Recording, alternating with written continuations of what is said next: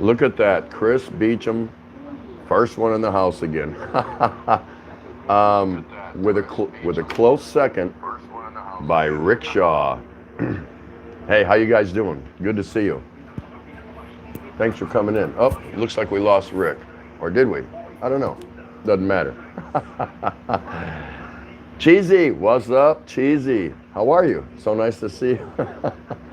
So, here we are again. Day 2 of our wonderful lockdown here. There, super duper, Rick Shaw in the Philippines.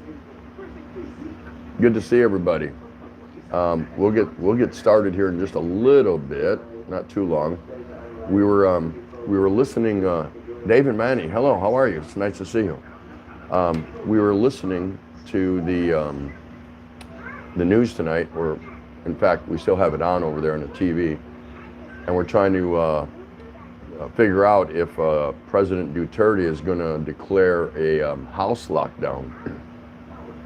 Apparently that's what we're hearing, so I'm not sure what's going on. We're just going to have to wait and see, but I don't think that would be too cool. But I don't know. How do you all feel about that? If you were, kind of told that you had to stay in your house. I mean, obviously people have to get out and they have to go shop for food and groceries and things like that. So this seemingly, and I think I said it before, not that I was some sort of, projectionist or guru or have a crystal ball, but like it could get a little worse before it gets better. I'm not sure. I just came from Scoot B's channel a little while ago. Normally I don't go in there, but my wife bought me a case of beer and said if I would go in there and entertain him for a few minutes, she would buy me a case of beer. So I did it, and it's over. I'm still alive. I'm just kidding. Anyway, Scoot had some interesting things, and a few of his guests came in and brought up some interesting items on the issues that we're dealing with today, and everyone knows what those issues are. It's a global issue, of course. Everyone's kind of wondering about it. Cheesy, who's Chica Source, she's asking me how Tondo is. It's okay, but it looks like they're clamping down more and more every hour. Almost, it seems like you just see more activity of police or people in uniform, people of authority. So, so far we're still able to move around a little bit. Excuse me. But we were waiting to find out if President Duterte is going to actually announce that everyone will be on house lockdown. And I don't know what that means specifically. So, it is what it is. Look who's in the house. Good guy, Philippines fun, JLB with friends, that's Jeff. Anyone here that doesn't know him, write that down, Philippines fun with JLB and friends. Great guy, great show. Just a lot of fun to go in and talk, and he's got a lot of different subjects. He's got great videos. Be prepared, stock up with months of food, and arm yourself. Yeah, he's right. How bad can things get here? Who knows? Tim, I'll be back. Need to get a couple more lineies. Yeah, line and Googles, that's right. And there's Lady Farmer. Hello, Lady Farmer. Lady Farmer rocks. Thanks so much for coming in. So nice to see you, dear.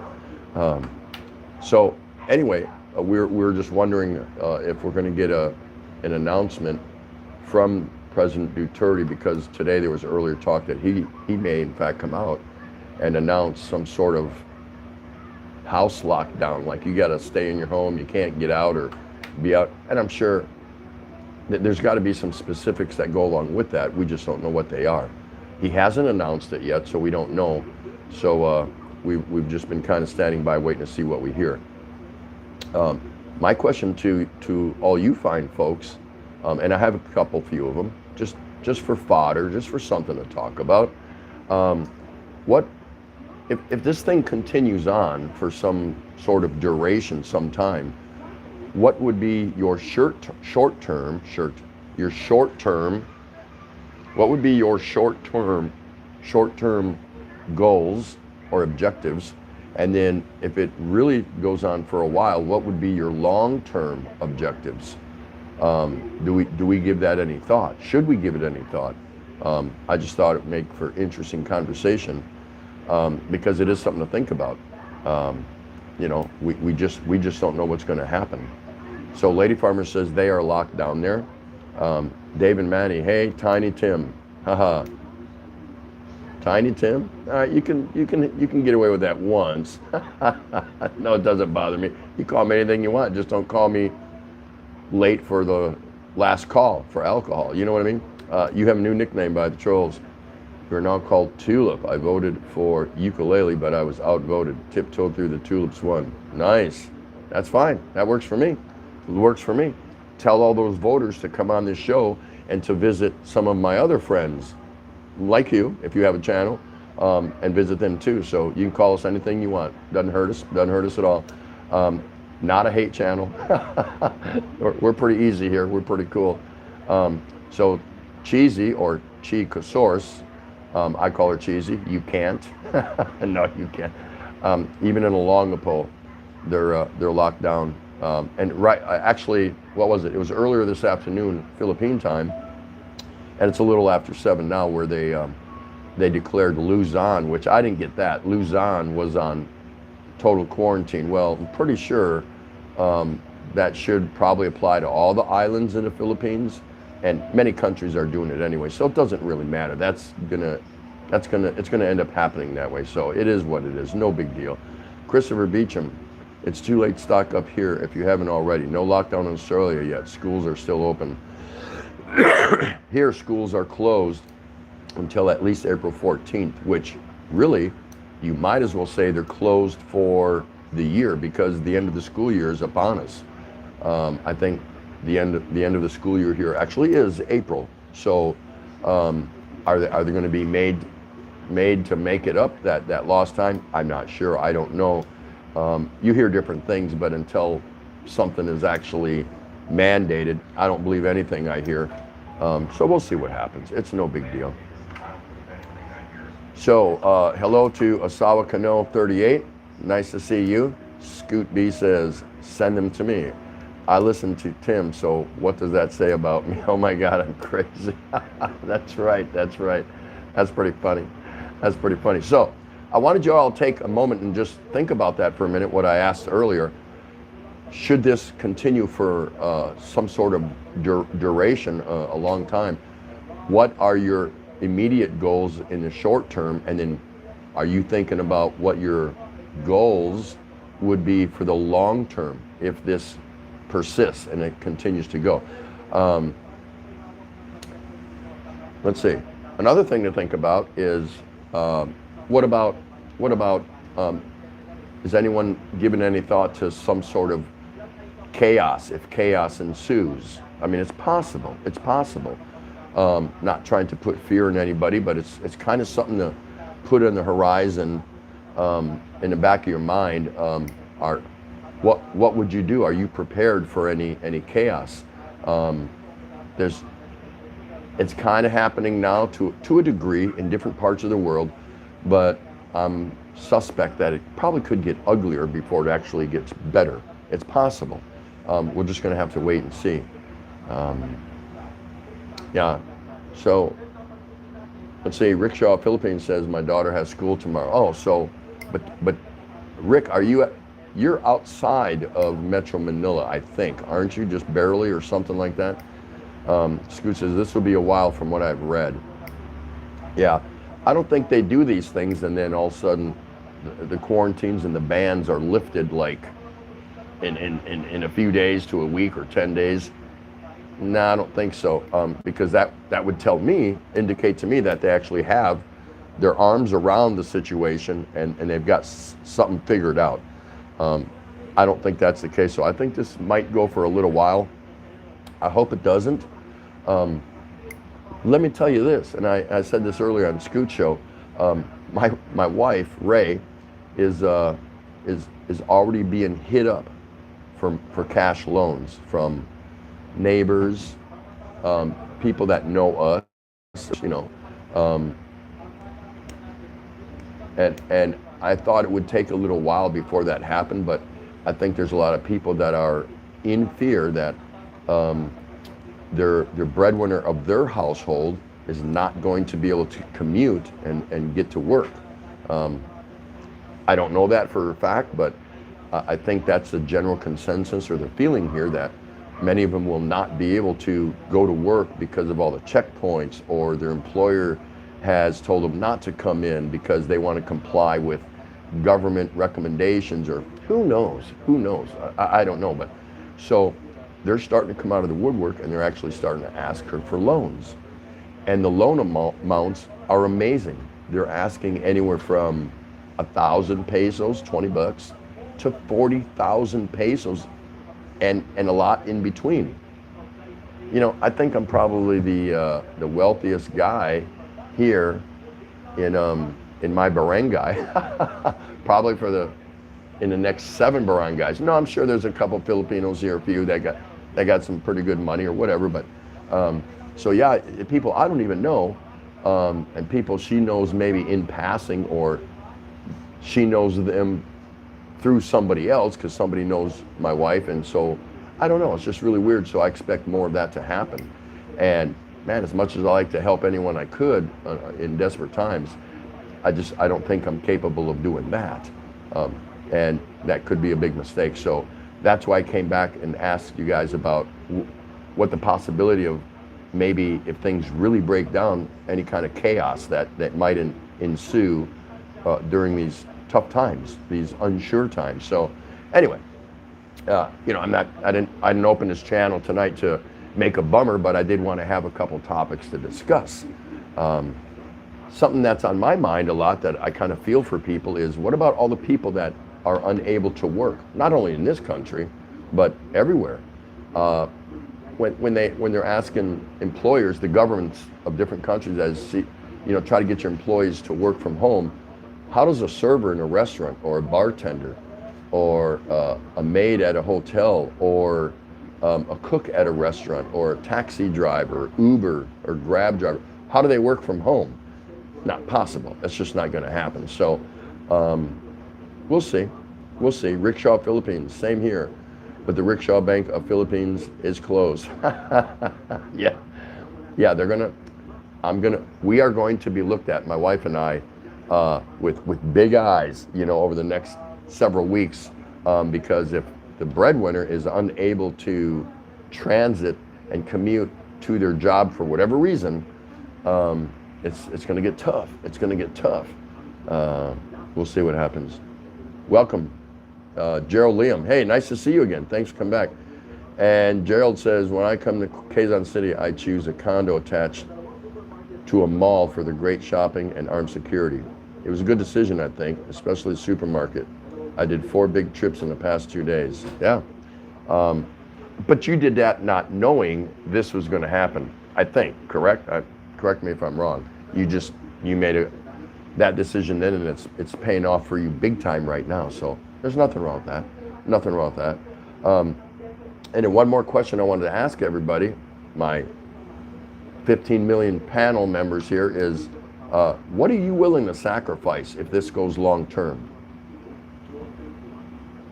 What are you willing to sacrifice if this goes long term, for yourself, for your family, for your career, whatever? It makes interesting conversation, and it's something to think about, because those decisions are probably going to have to be made by many of us, not in this room, this chat room, but many of us around the world. Some sacrifices may have to be made, whether we want to make them or not. what are you willing to sacrifice through this whole thing? So just some things to think about and ponder for a little while. Lady Farmer thinks big. We have to ask permission now to get food. Wow. Rickshaw Philippines, yes, they turn all loans in gifts. Yes, Scoot B. There will be a big problem since it's basically all cash economy. Woot. Muggs, It's Organic is in the house. Cheers, and I thank you. Here we are again. We have nothing to do. Normally we're cruising around the streets of Tondo and checking out little street food or visiting some neighbors or friends or something like that. We're unable to do that. They're chasing us back in our house, so it's very difficult. Now, we could like step right outside of our door and I'm sure we'd be okay because barangay and the local cops that cruise through here, they know we live here, so that's not so much of an issue. But to go walking around and drift from your house, it's a hassle. They're asking you, where are you going? Why? Things like that. I'm thirsty and I want to go get a Coke, or I'm hungry, I want to grab something to eat. Sometimes you slip through, it's no big deal, and they're not turning you around, but they're getting kind of up into your face saying, what is your destination? What's your business? Where are you heading? Where do you live if they don't know where you live? So it's getting a little intense around here.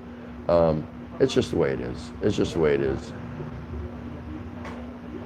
Cheesy Casaurus, we need to practice no eat challenge. Is everybody up for that? The no eat challenge. How do we do that, Cheesy? Okay, you run that one and I'll watch a couple vids, a couple challengers, and I'll see if I want to participate in that. Lady Farmer thinks big. I'll sacrifice not to eat at the mall, laughing out loud. Eat 1 cup of rice, 1 fish, maybe. Yeah, we have to think about, take stock in our inventory around us, not necessarily physical current inventory, but inventory about our families, our future, where we're stepping off into every day we wake up. Is that something that we should be thinking about now instead of waiting till later when sacrifices are forced on us without notice? I mean, it's possible. It's absolutely possible for those kind of things to happen in these types of situations. So hopefully, fingers crossed, it doesn't get, to anything like that. We don't want to see chaos break out and madness and just whatever. So hopefully that doesn't happen. We hope all of the governments will be sensitive to those possibilities and make sure everybody's getting what they need.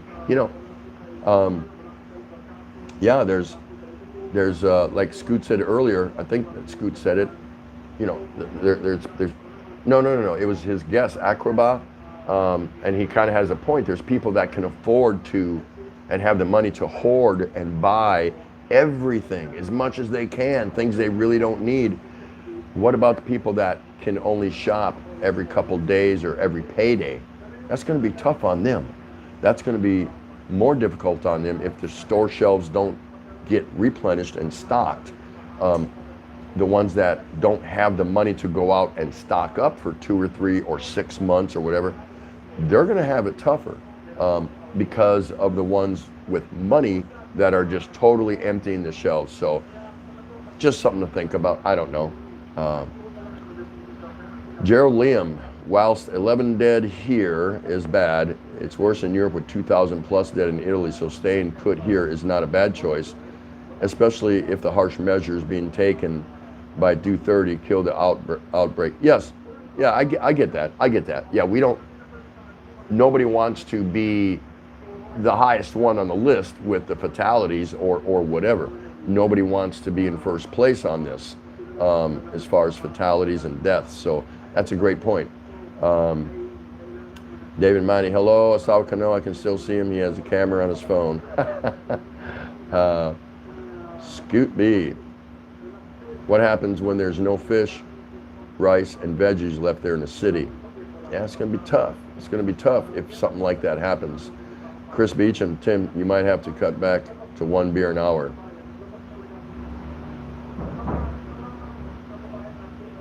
I'll get back to you on that, Chris. Gee, that is forced no eating challenge. That is good. There you go. David Manny, can you live on love alone?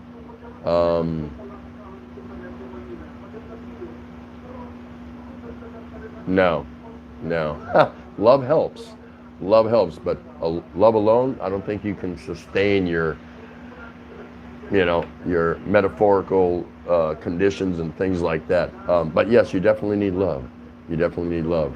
And I'm not going to repeat that last word that you put in there, so-called nickname. So you might as well get rid of it. It's not going to fly.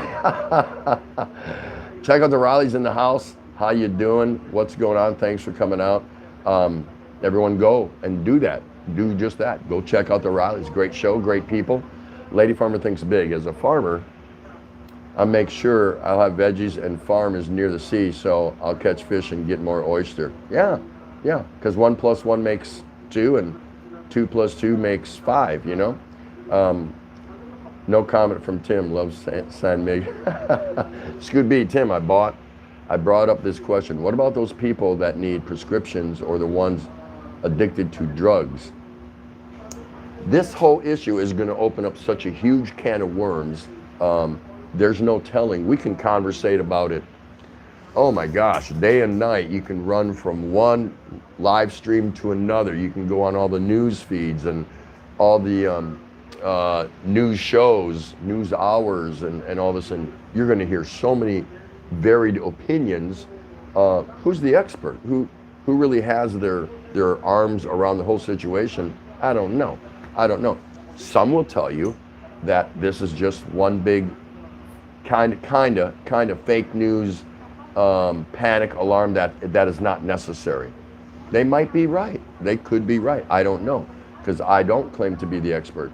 And some say the worst is yet to come. So, and you're getting kind of everything in between all that. So it's kind of interesting. Lady Farmer Thinks Big as that's right. Tim loves San Mig. Yeah, Scoot B. Rickshaw, Philippines. I can see thousands starving to death, but low virus death. If this gets real, who wins? It's possible. Oh, really? Dave and Manny you think I'm a wimp? Really? Can you back that up? Can you care to back that up? I can back it up. Anytime, any place. So yeah, there's no wimp here. Don't worry about it. You call me what you want. It doesn't bother me. But it makes for fair game. I'm just saying. Deborah Catchett by Faith. Good morning, all. Hello, how are you? So nice to see you. Thank you for stopping by. Scoot B, Tim, scariest thing to ever see from my history is people that are starving. They get desperate. Yeah, I agree with that. So, Dave and Manny, you would love to interview me. It's possible. I'll have to check your chat out and see what you're up to. Yeah, that's not possible. And there's the lovely Kathy Opalawan. Hello there. Thank you for stopping in tonight, Kathy. It's just another night, let's see, day 2, lockdown here in Tondo. Doing the best we can. Shout out to all. Speaking of stocking up, I just did yesterday. I don't panic on NCOV, but there's a lot of panic buying around. Of course there is.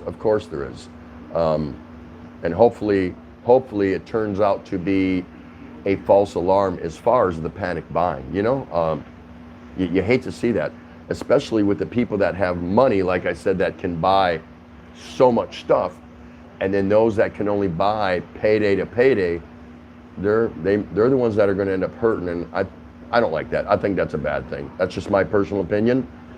I'll stick up for the everyday John and Mary at the street deck level that work hard every day but only make so much money after their bills and everything that they can only shop, every payday or once a week or whatever. Craig Rosen, welcome. Nice to see you again, brother. Trucks are lining up going to the southern islands on the main highway. I can imagine. I would not want to be out on those roads right now. I can only imagine all the checkpoints and everything that's going on. Holy cow. Gerald Liam, most of the eateries in my mall today were forced to close, and it looks like for 30 days. And I do worry how they will cope, as their employees won't be fair and employers won't be fair and generous. And I suspect that is sad. Yes, today my wife Ray went to immigration. Immigration was open. And she went to show them our airline tickets because we were scheduled to fly out the 31st to Taiwan on a visa run so we could come back and get our 1-year Balikbayan visa free, right? And they said, in a nice way, she said they were nice to her, but said, sorry, no, nothing we can do about it, but your current visa expires April 3rd. You need to get in here before then and pay, of course, secure a tourist visa for a month, 2 months, 6 months, whatever. So it looks like that's our hand is forced, and that's what we're gonna have to do. And then she walked all the way through the mall, because on the other end of the mall, outside and across the street, is Air Asia, where we bought our tickets. And this is up at the SM North Mall. They're closed, and it had a chain and lock on the doors with a number to call. So she came home, she was gonna go get a refund for $280, because online, they said, just like Philippine Airlines, we will grant you a refund, or you can rebook your flight for a later date after April 14th. We said, we'll just take the refund, no big deal. They weren't there. And when we tried calling, nobody answers. We get a recording, we're sorry, we cannot process that refund. So who knows what's gonna happen? That's just, oh my gosh. Let's see, Scoot B. And anyway, the reason I brought that up was, so now we know what we have to do for our visa to stay here, because we can't leave, and we couldn't get our refund, at least now. I think we'll probably eventually get it, or I'll use the tickets and take a trip somewhere, who knows, on Air Asia. But she said she walked through the mall and they stopped her. Where are you going? What's your business here? She says, I'm going to immigration. So they let her in. And then coming out, they didn't stop her because she was heading for the back exit. Well, she said only 10% of the businesses were open. All the restaurants were closed. All the little kiosk food things in the malls were, nobody was there. Sporting goods shops were closed. She said it was like maybe 10%, and there was hardly anyone in the mall. Yeah. And Philippine malls are always crowded. I mean, they're always busy. From open to closed, they're busy. Filipinos like going to their malls. They just do. And so when she told me that, I was like, wow.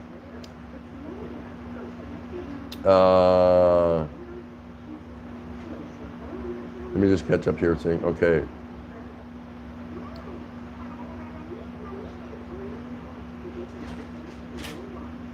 Here we go.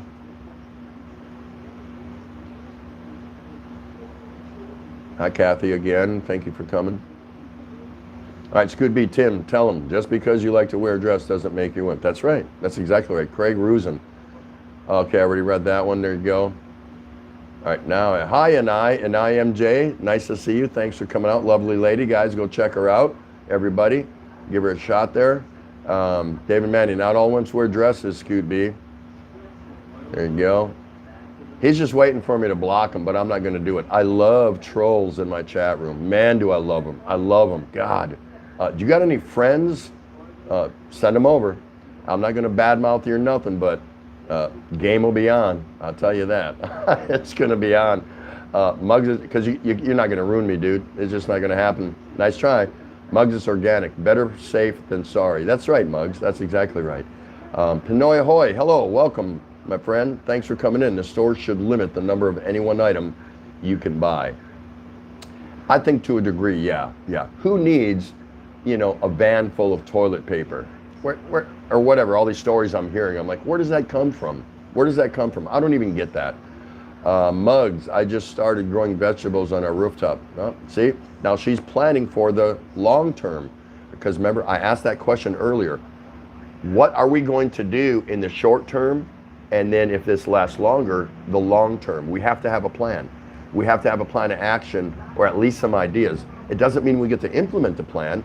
It means at least we're trying to prepare and give ourselves a chance, just in case things go bad and it lasts longer than we wanted to, right? So just throwing it out there, something to think about. Pinoy Hoy, I'm in Massachusetts, and hey, I said that pretty good, didn't I? And now all restaurants closing, you can only order takeout or have delivery. Yep, been hearing that too. Unbelievable. What about the servers and the cooks? And well, I mean, if they're doing delivery, of course there's cooks there, but that's unbelievable. Hello, Mama Sandy. Mama Sandy from Aloha, right? Hawaii is in the house. Wonderful gal, love her. Oh my gosh, love her. Haven't been to the mall lately. I don't think I've ever been to the mall. And all the times I've been to Hawaii, I've been to Hawaii like 27, 28 times. A lot of times. Never went to a mall though. I always went to Pearl City, or just I was a sailor. We were just running the bars, or not stupid like, but we were out having a good time because we were coming in from being out at sea, so we had to relax. It was our time to relax.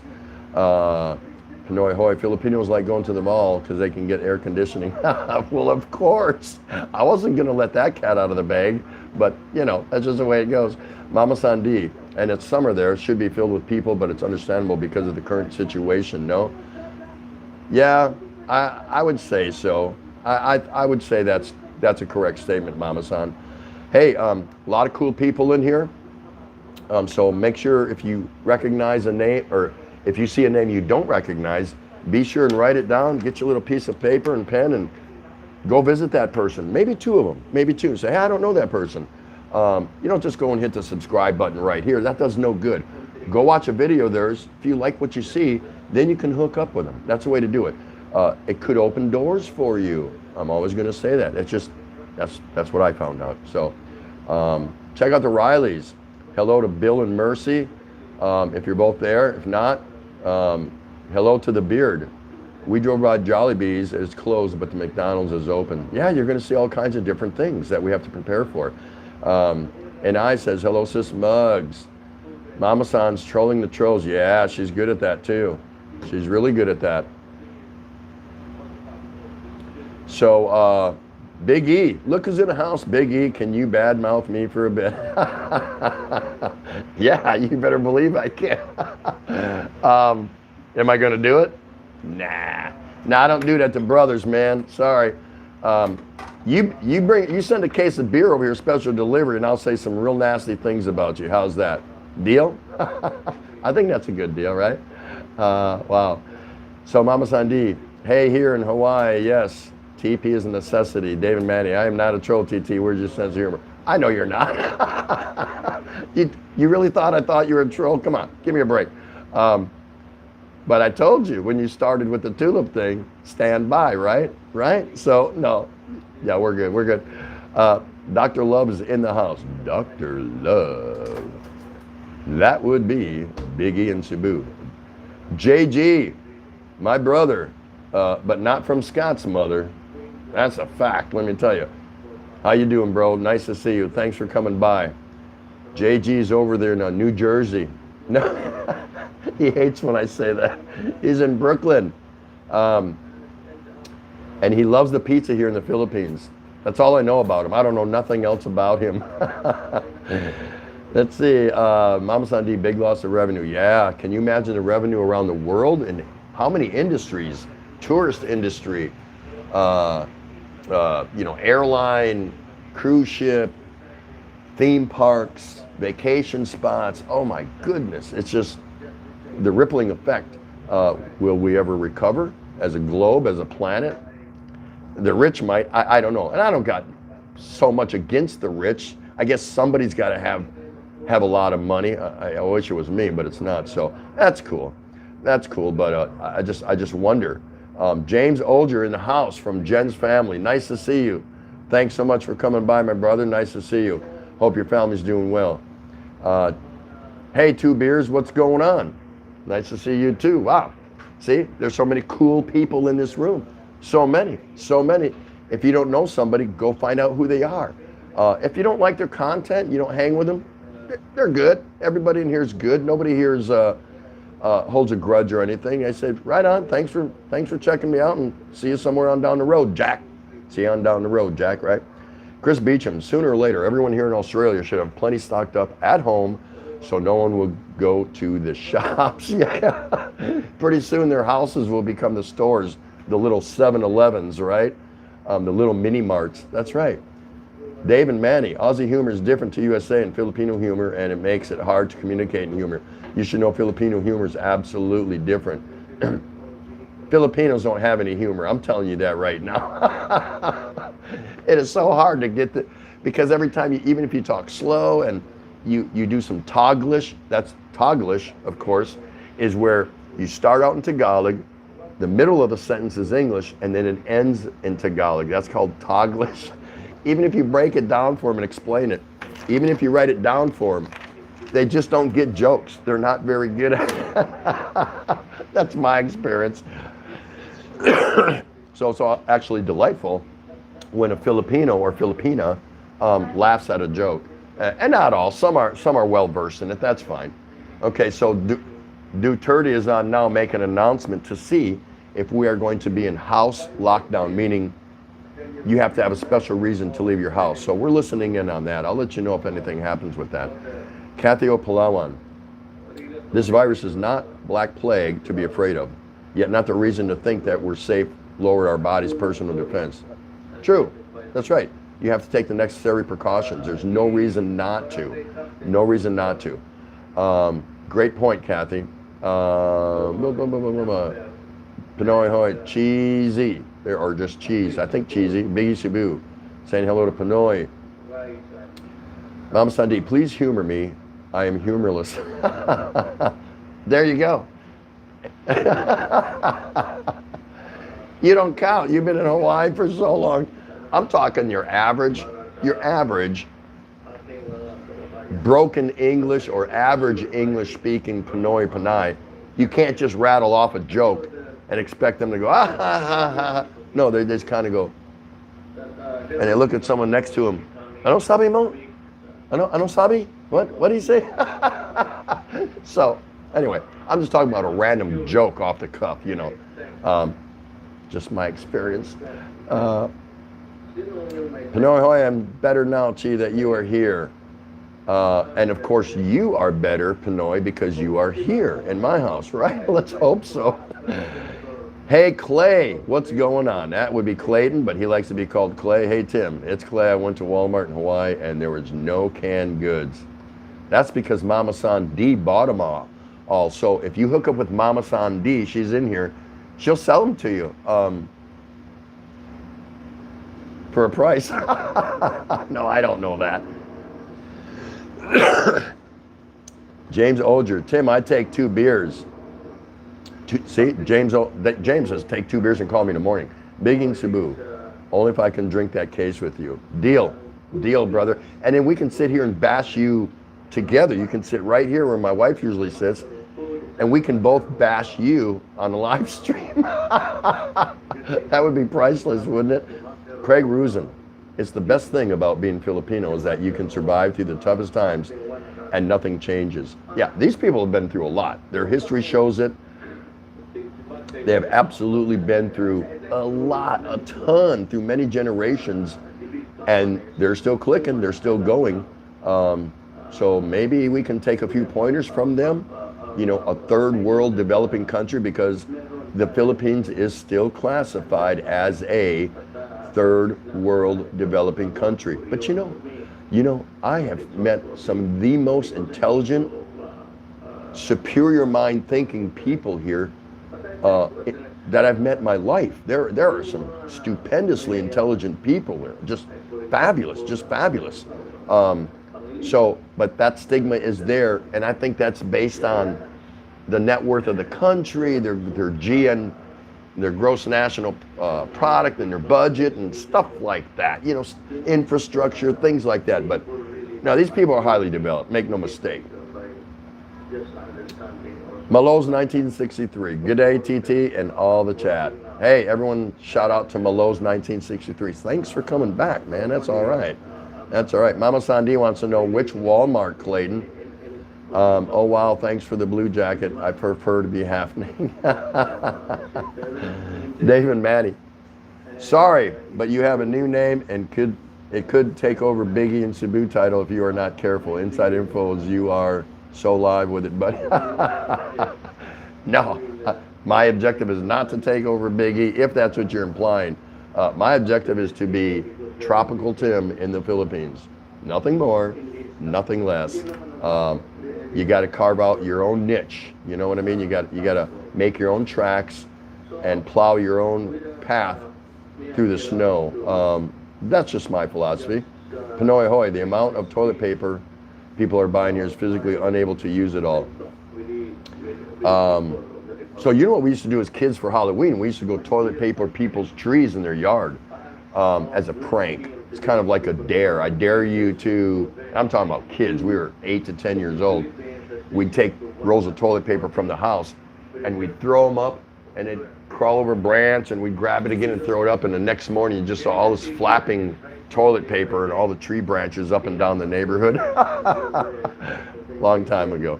2 beers, I'm having my first coffee of the morning. Well, good morning, getting ready to go to work. Well, thanks for making me part of your day with your coffee. I appreciate that. Mama Sandi, humorless, that's what I said, but I love men with good sense of humor. Humor, me and you will be my friend forever. See that? Guys, look at that. Mama Sandi, she's trying to tell you something about herself. And really, really wonderful lady. Wonderful. Thank you for all 26 people. Let me see who we got here. Sawa Kano 38 High Po from Inai. Expat, what's going on, my brother? Thanks for dropping by. So good to see you guys. Thanks for taking time out. Because this channel doesn't exist without really, really cool people like you. And you can talk about anything you want. Again, let me just go over it real quick. My topic today, I have questions for the global topic. We want to repel all the bad things that are going on. So I ask these questions just to give you all something to think about, and you can comment here or just take it away with you and think about it. Should this thing continue, do you have short-term goals? And if it continues even longer, because it's going to continue, but if it continues even longer, do you have long-term goals? Just ask yourself that. So basically I'm asking you, do you have a plan in the event this continues, for you, for your family, for your career, for, I don't know, just anything. Short-term and long-term goals based on what the world environment, global environment looks like right now. I ask you to think about the people that can't work because things are shutting down, like restaurants, taxi drivers, Grab drivers, restaurant servers, restaurant cooks, all the sporting venue, big major events, your ticket takers, the people that control the parking when you go to a stadium to watch a game, a concert, the ones selling hot dogs, beer, and cotton candy, and they're out of work. Everything's shut down around the world. They are out of work. Are they going to get subsidized by their governments? I don't know this, but keep them in your prayers. I mean, if you think you're doing good and you're secure, then good for you. Good for you, but there's many that it's not going to happen. A restaurant cook cannot work from home. Just an example. So there's some things out there. And then what about if chaos ensues? You know what I mean? If chaos ensues and things really break down socially, do you have a plan for that if that happens? Let's hope it doesn't happen. And what are you willing to sacrifice? That's more of a long-term thing because if this does continue, sacrifices might be forced on you that you don't want to make. So I think it makes good sense to start thinking about right now, if this continues, this sort of trend, these lockdowns and curfews, just everything, what are you willing to sacrifice? I think you owe it all to yourself. If you can't do it mentally, get a piece of paper and write some of the responses you would have for yourself to some of these questions, because then it will allow you to actually start formulating a plan. That's all. That's all it does.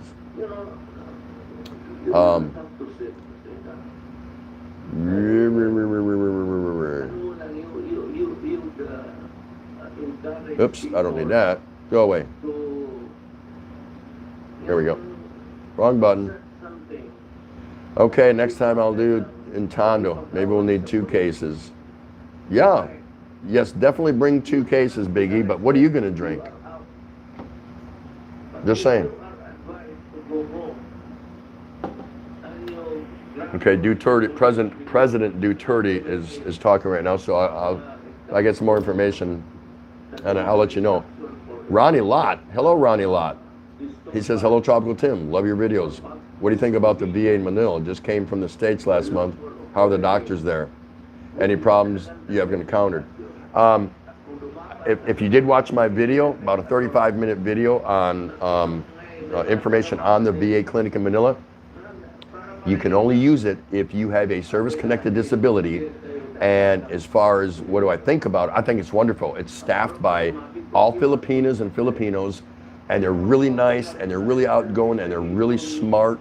You can tell they actually care about the vets that come in there. Yeah, really good service. Really good service. They've got internet there. They've got a big screen TV, and they show live. Well, they did, not now. Sporting events. I saw the NCAA college football game national championship there between the 2 Tigers, Clemson and LSU. So while you're waiting for your appointment or your lab work or whatever, so yeah, it's really good. If you need more information, watch my video again, because I do put out a lot and nothing much has changed. Or just log on to VA Manila and it'll take you to their website, the address, all that good stuff. But yes, I highly recommend the VA Clinic Manila. Much better than any VA I've been in the States. Much better.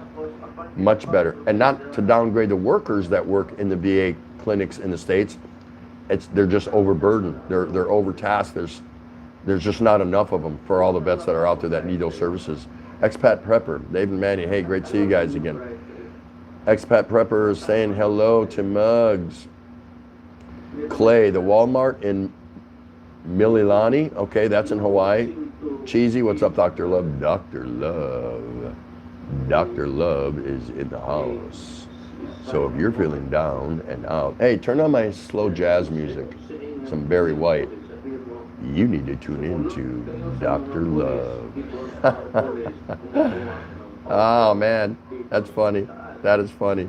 He's awesome, though. Biggie and Cebu, go check him out. Let's see, I'm so happy to see everybody here saying hello to each other. That's really a cool thing. Really cool thing. Clay says the only thing they had was chocolate candy. I guess it's candy for my meals. You're talking about, yeah, the store in Hawaii. Gerald Liam, they talk about social distancing. Yes, they do. But my brief trip to the supermarket this morning as it opened, reckon I came close to 30 plus people. So how are we expected to keep 3 foot apart is beyond me. Yeah, I was wondering about the same thing. I was thinking about that. I'm like, how do I climb into a back of a jeepney and stay 3 feet apart from somebody else? Because jeepneys, they need their money. They're not going to make that run and then do their turnaround run half full if they don't have to. They're not going to do it. So, yeah, I'm not sure how that's going to work. I really don't. I'm embarrassed. So many recognize me, but I don't have a channel. What is your advice? Should I start one just because I'm lovable? That's up to you. That's totally up to you. I mean, are you a vlogger? Are you an influencer? Do you think you're an influencer? You know, being a YouTuber or something like that? Then definitely start a channel and throw some content out there and let some people check out who you are, what your beliefs are, things you like to do. I would. If you have the time to do that, sure. Why not? All you need is a camera. I mean, a phone, you know, the camera on your phone. You don't need a whole bunch of equipment. You can go up and get the big expensive equipment, sure. But all you need is a phone, a cell phone. And a willingness to point the camera, say who you are, and start vlogging. Upload, we'll check you out. Rickshaw, yeah, they're screwing the jeepney guys too, not allowing the full Jeep. Yeah, that's what I heard. So now it's gonna actually be comfortable for me to get into a jeepney. I can't believe I'm saying that, but hey, sometimes I get in there, man, it's squished, man. It is just so squished. And like these things are full. The jeepneys are full. Both sides of the benches, there's 2 people sitting in the front riding shotgun, and they're packed. You can't get a credit card between you and the person next to you's thighs. But the guy's still waiting to load in 1 or 2 more. It's amazing. It's amazing. Scoot B, and don't forget the poor bar girls. What will they do? Well, today, I saw an official document on my news feed because I'm signed up with different expat news feeds and different city council news feeds from around the Philippines, hooked up in Palawan, a lot of things.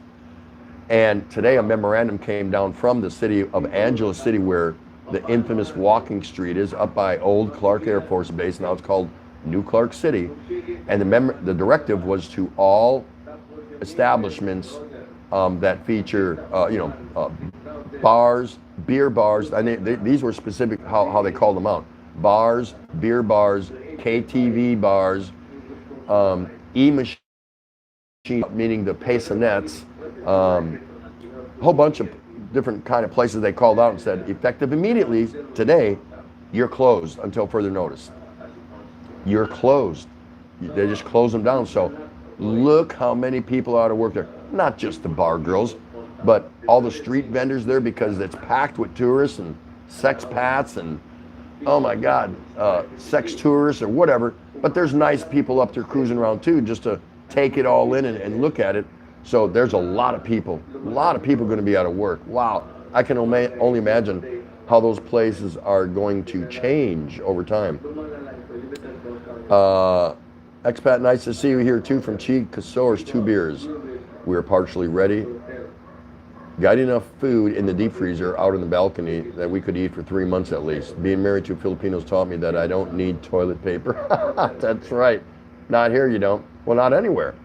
But the West trains their children differently. So I don't know what to tell you, Scoot B, I'm willing to sacrifice watching Tropical Tim and eating meat. Nice, I love that. Kathy O'Palawan. Guys, go check out Kathy O'Palawan. Just do me that favor. If I steered you wrong, you can come back and dog me out. You can shout at me on my channel. Go check out Kathy O'Palawan. Go check out somebody in this room that you don't know. That's all you need to do.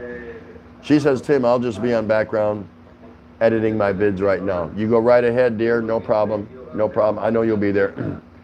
Cheesy saying hello to Kathy. Expat prepper. Sweet potatoes go great here in the PI. I love the sweet potatoes here, and I love the squash here. Man, it's like I can't get enough of it. It's like when my wife Ray started first bringing it home, I said, what is that? She goes, squash. I'm like, is really that squash? Because she knows I like it. And I don't remember having it here, and I might have way back in the 80s when I was stationed here. I think I did, but, and so she saw the excitement in my eyes, so she started bringing home more sweet potatoes and more squash, and I probably eat it, 7 to 8 times a week, if not more, as leftovers. She'll make a big batch, I'll eat what I'm gonna eat for that meal, and then I'll pick at it and use it as my pollutant, when I'm having a beer, watching a movie or something, just snack on it, because I really like it. I like it a lot. Amphi Omnes, how are you? Amphi Ohms, so nice to see you. Tim Foster, hello. From Arkansas. Really? Arkansas, not Arkansas? That's wonderful. That is too cool. JGBK, I've decided not to leave the house unless it's an absolute emergency.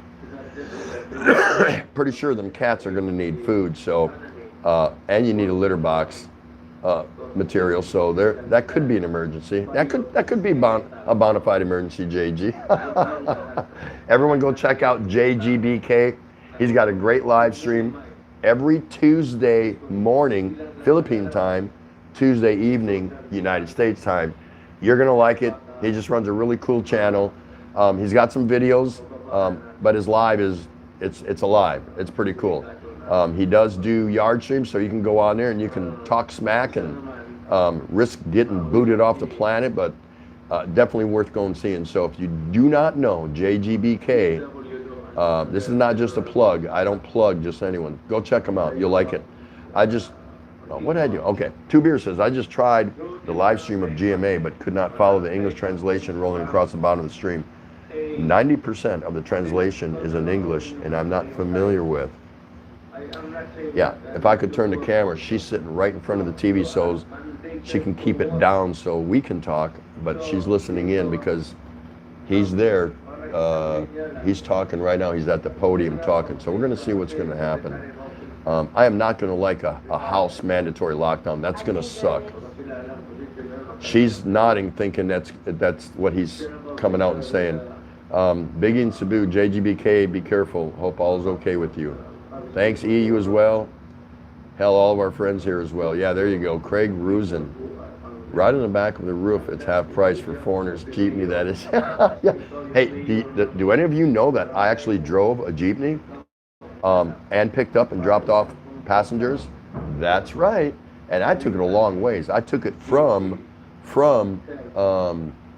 we're going to take Frankel Street here in Tondo, right outside my house, all the way to the SM Mall. If you want to see it, go watch Dr. Jeepney. It's a good video. It's one of my finer moments. I've had a lot of great moments. I had a lot of bad moments, but that one I had so much fun doing. I just get so many comments from it. It was good. It was good. You'll like it. Scoot B, Tim, I will just shout at you for fun. I am like Ray. I don't need a reason. Chris Beecham, Philly in the Philippines won't be able to do his favorite walk. Yeah, I'm not a follower of his, but I've seen some of his content, and that's a while back, of course. And yeah, he likes to stroll around his neighborhood and the Walking Street area and the Greater Angeles City area. So yeah, if that's your niche, but I think he'll come up with something. He does other things too. Ronnie Lott, yes sir. We'll appreciate you, Miss Tropical Tim. How long have you been in PI? How are things as of now with the government and the coronavirus? You know, I think it's pretty much the same, Ronnie Lott, all around the planet. Every day you're hearing about another country locked down, cities being locked down, numbers moving in different directions with how many have it, how many are getting it, how many have died. So here the numbers aren't up so much. It's not nearly like some other countries, but we are in absolute lockdown. Right now, President Duterte, he did? What did he say? Is what? Lockdown. Yeah, in quarantine. But did he say house lockdown? That's what I'm waiting to hear. House? Yeah, it's getting there. So she's still trying to determine if he's, all of Luzon, and I'm sure all the Philippines is on quarantine and lockdown. So you can't leave your area where you live. There, at every road, there's going to be checks. And they're going to see where you live and what reason you're leaving there. I've been in the Philippines, Ronnie Lott, for a year now, but I've been, because we retired here last April, but I've been in and out of the Philippines since 1980. I hope that helps you. Malo's 963 question, how many people can you fit in a Jeepney? Answer, one more. That's exactly right. Because even if it's packed and you can't get nobody else in, you'll see one or two dudes riding off the back, standing up on the steps that you step up into the Jeepney. So it's pretty funny. It's something to behold. Rickshaw, Philippines, Jeepney will burn 50 pesos to wait for an 8 peso fare. Yep. Saw Jeepney get worse fuel economy than a 6-passenger bus. That's absolutely true. That's a true statement, and that's been documented, that a Jeepney burns more fuel than a 60-passenger bus. Think about that. I want to thank everyone for being here. I think that's so cool. Thanks for hanging out. We've decided to stay on this live stream for the next 28 days until they release us. So you guys can go to work, come home, go to sleep, get up, go spend time with your family, go do what you're going to do, come back. I'm still going to be here yapping. No, I don't think it's going to be that bad. Mugs! And I thank you. Scoot B-Joy just came back from the mall in Bangkok, and she said was not only that busy, but all the stores are open.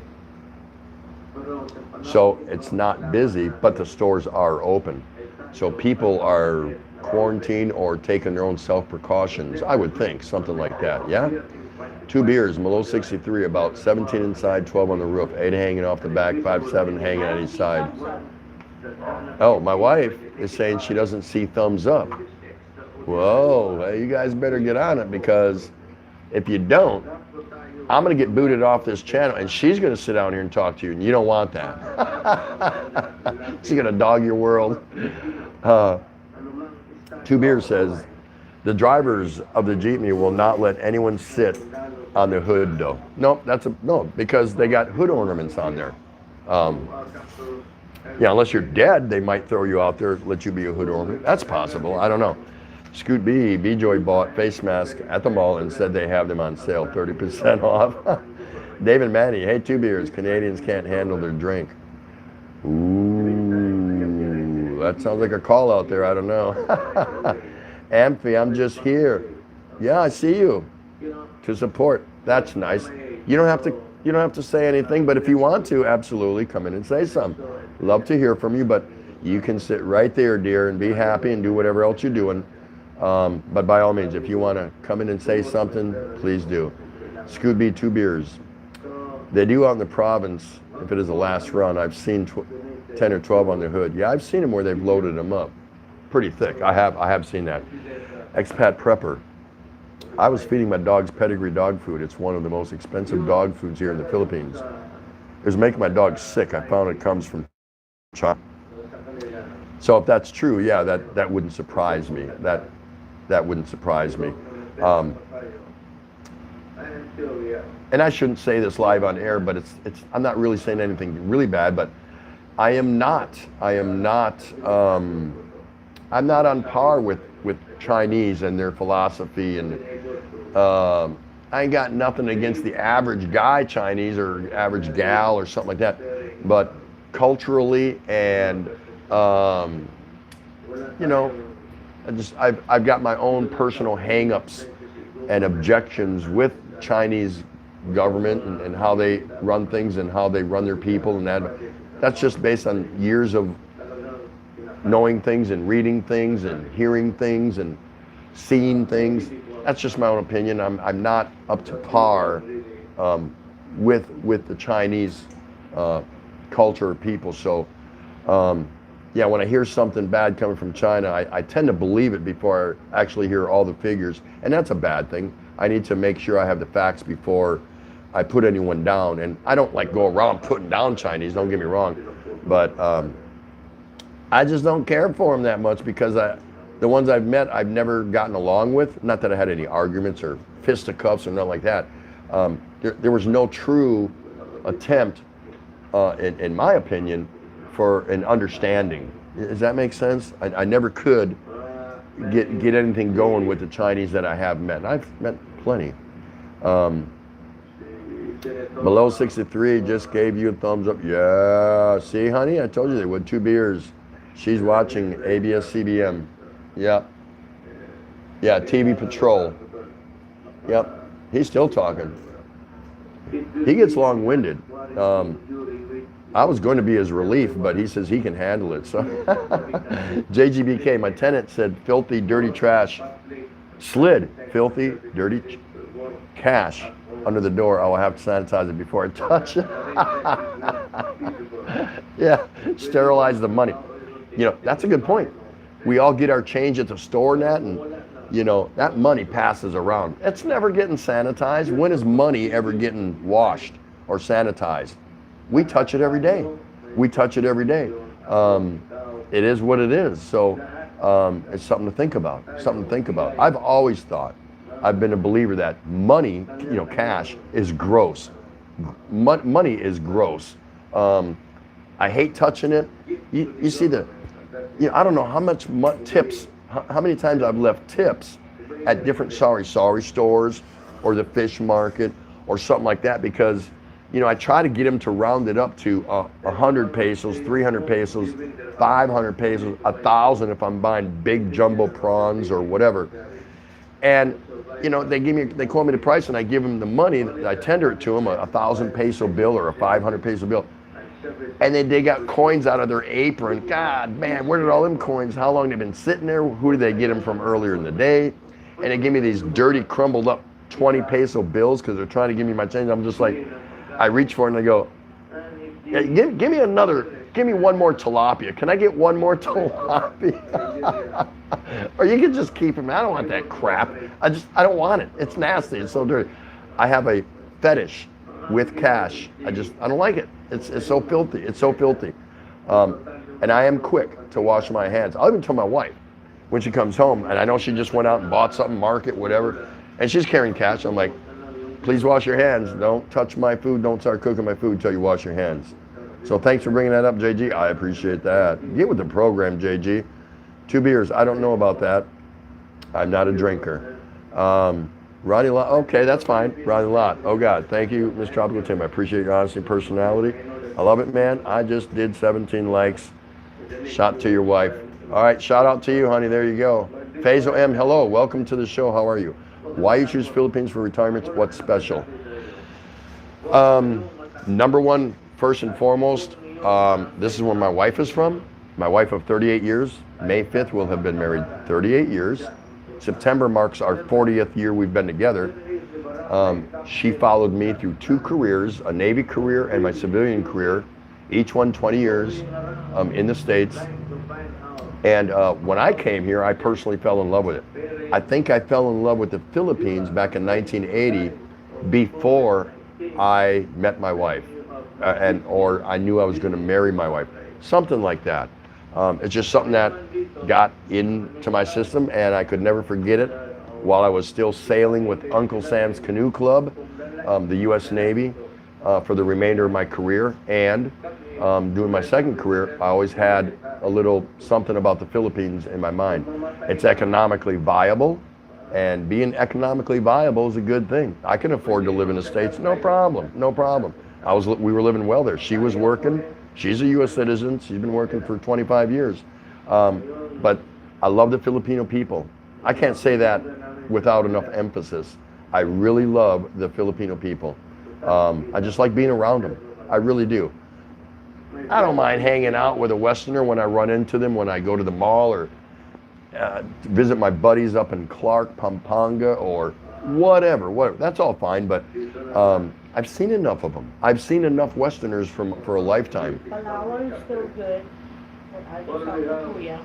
Okay. There's only 3, and it's not even sure yet. 3 what? Under observation. 3 people. All right, so my other home where I live in Palawan is, I just got word from my brother-in-law, they're good. They only have 3 cases, but nobody's died there, so they're holding firm right now there, so that's good. So anyway, I hope that helps you, Faisal. This is just a place I wanted to live out the remainder of my years with my wife. She took care of me and gave me 5 kids and raised our family, and the fall and winter of our lives, we wanted to spend it here. David Manny, hey Larry, expat prepper, most brands of dry food are scientifically formulated. Your dogs could never live off that crap you're talking about. Yeah, it's hard to buy dog food, I know it is. Even in the States, so many variations. I don't know, whatever the coolest commercial is, the newest brand they come out and do these really cool commercials, that's the latest and greatest, and it's so expensive. I still just go get Old Roy out of Walmart. It doesn't matter. But I used to feed my dog a lot of meat scraps too. Never table scraps, but meat scraps. I didn't give him corn and potatoes and all that rice like they do here in the Philippines. JG, don't forget to hit the likes. Thank you very much for that, sir. Buy the dog food from New Zealand. Clay says, Mr. Tim, who subsidizes the workers with money now that they don't work? In the States, they can do that. The government can institute and pass some quick resolutions that put money in the hands of people that are unable to work, extend unemployment benefits, provide food stamp services, welfare benefits, whatever. There's so many different programs, and they're going to call it something else, the Corona Helpline Fund or something like, who knows? Here in the Philippines, man, I don't know. I don't think there is much. I just don't think they're going to go around door to door and hand out subsidies. I don't know. I don't think they will, but I don't know. Maybe someone like a Muggs could say something like that because, she's a Filipina, she's been here, and there's some other ones that are here that could probably talk about that. But as far as what the government would do in an emergency crisis, I don't know that. I haven't been here long enough to experience too many. Muggs is listening. Dave and I, thumbs up for me. Expat Prepper, thanks for that. Dave and Matty. Now we raise hogs on the farm, and that's what I feed my dog. Pork mix them with rice. I don't even eat pork myself. Wow, man, I love me some pork. I love me some pork. Big E, Tropical Tim is the new Daily Show.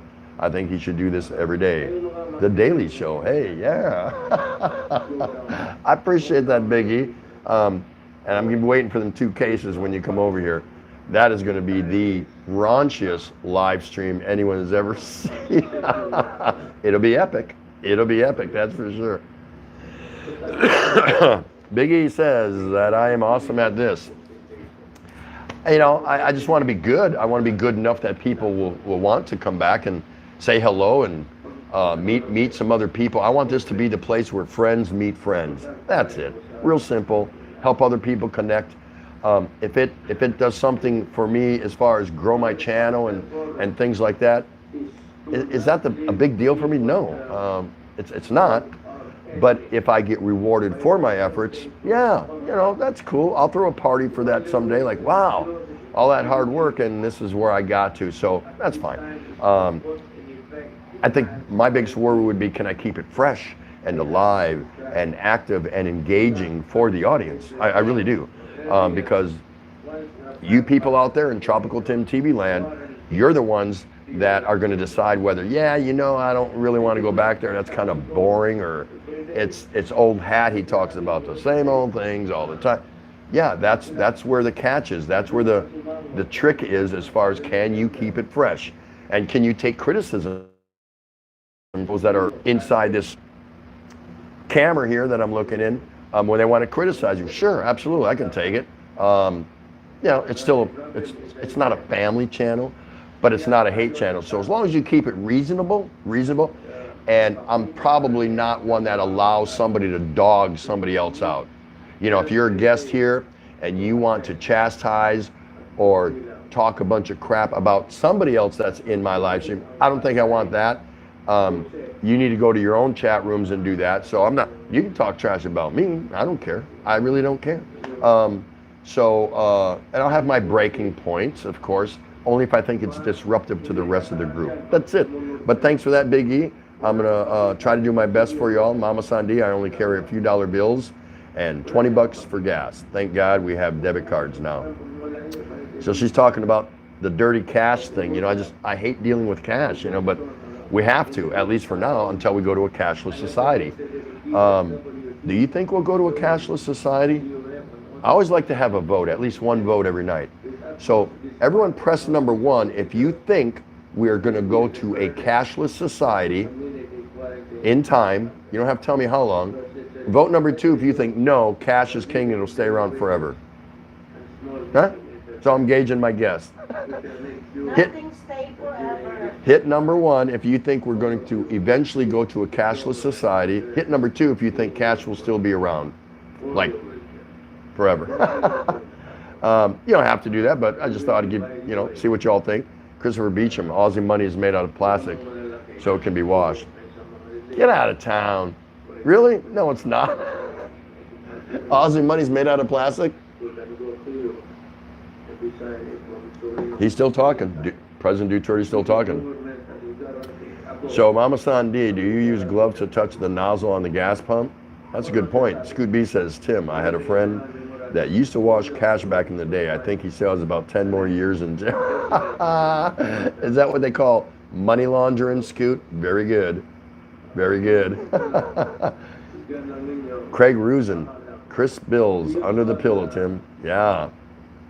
But don't you guys agree that how many people come in contact and touch that money and nothing ever happens to it? It's not cleansed. It's not sanitized. So, yeah, I think money's gross. I always have. I always have. And if you notice, your true coin collectors, your true coin collectors, all the coins are in little plastic see-through cases, protective covers. They ain't touching that crap. Anyway, I just thought I'd bring it up.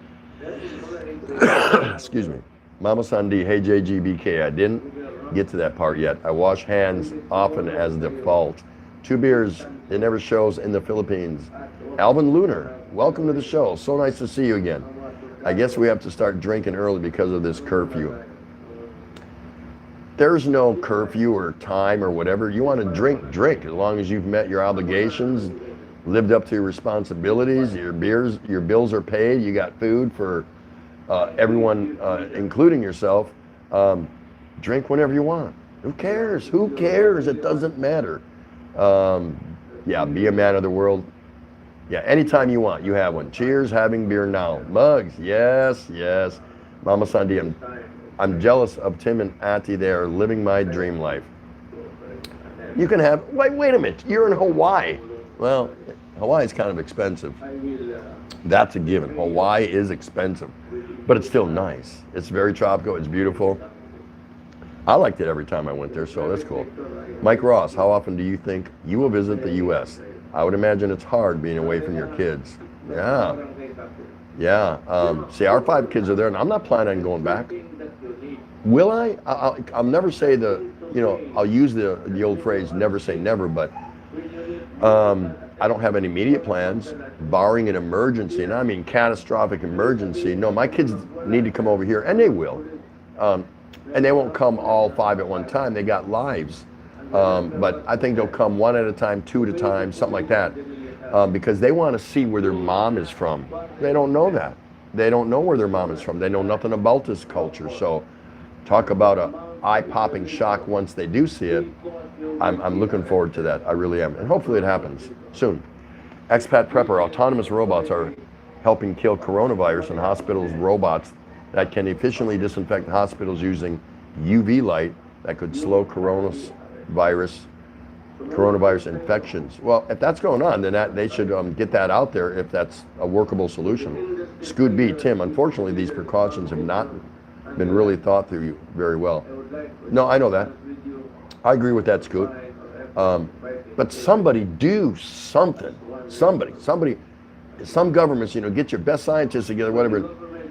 Do something. Don't tell us the worst is yet to come and this and that. And I mean, somebody needs to be getting off their butt. Somebody sitting on their hands. They all need to get together collectively and do a corroboration, I should say, and do something. That's how I look at it. I'm like, where's all these high-paid people that's supposed to know all this stuff? Mama Sandy, I want to go back to the Philippines someday. Ati, Asawa Kano 38. I cannot see myself retiring here in Hawaii. It is expensive. Yes. Mugs. Yes, still here. And I thank you, Scoot B. I just come here because I'm bored and occasionally Ray comes on and makes it worth it. Yeah. That's a good reason to. There's no other reason to come here to this channel. Mama Sandy, I have 20 more years to go before I can retire.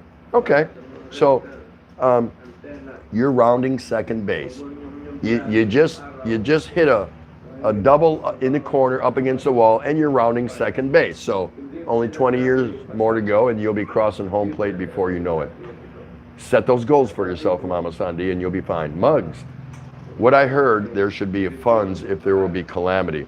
But with pandemic, don't know. Okay, there you go. That person who asked that question earlier, where there'll be subsidies and handouts, or you got to call them handouts, will there be help for people in the event of they can't work, they can't they can't buy food or whatever. Muggs is saying, based on her experience, and she's a Filipina living here, what she heard is that there should be a funds if there will be calamity. But with pandemic, she doesn't know. So maybe this is something new for the Filipino people also.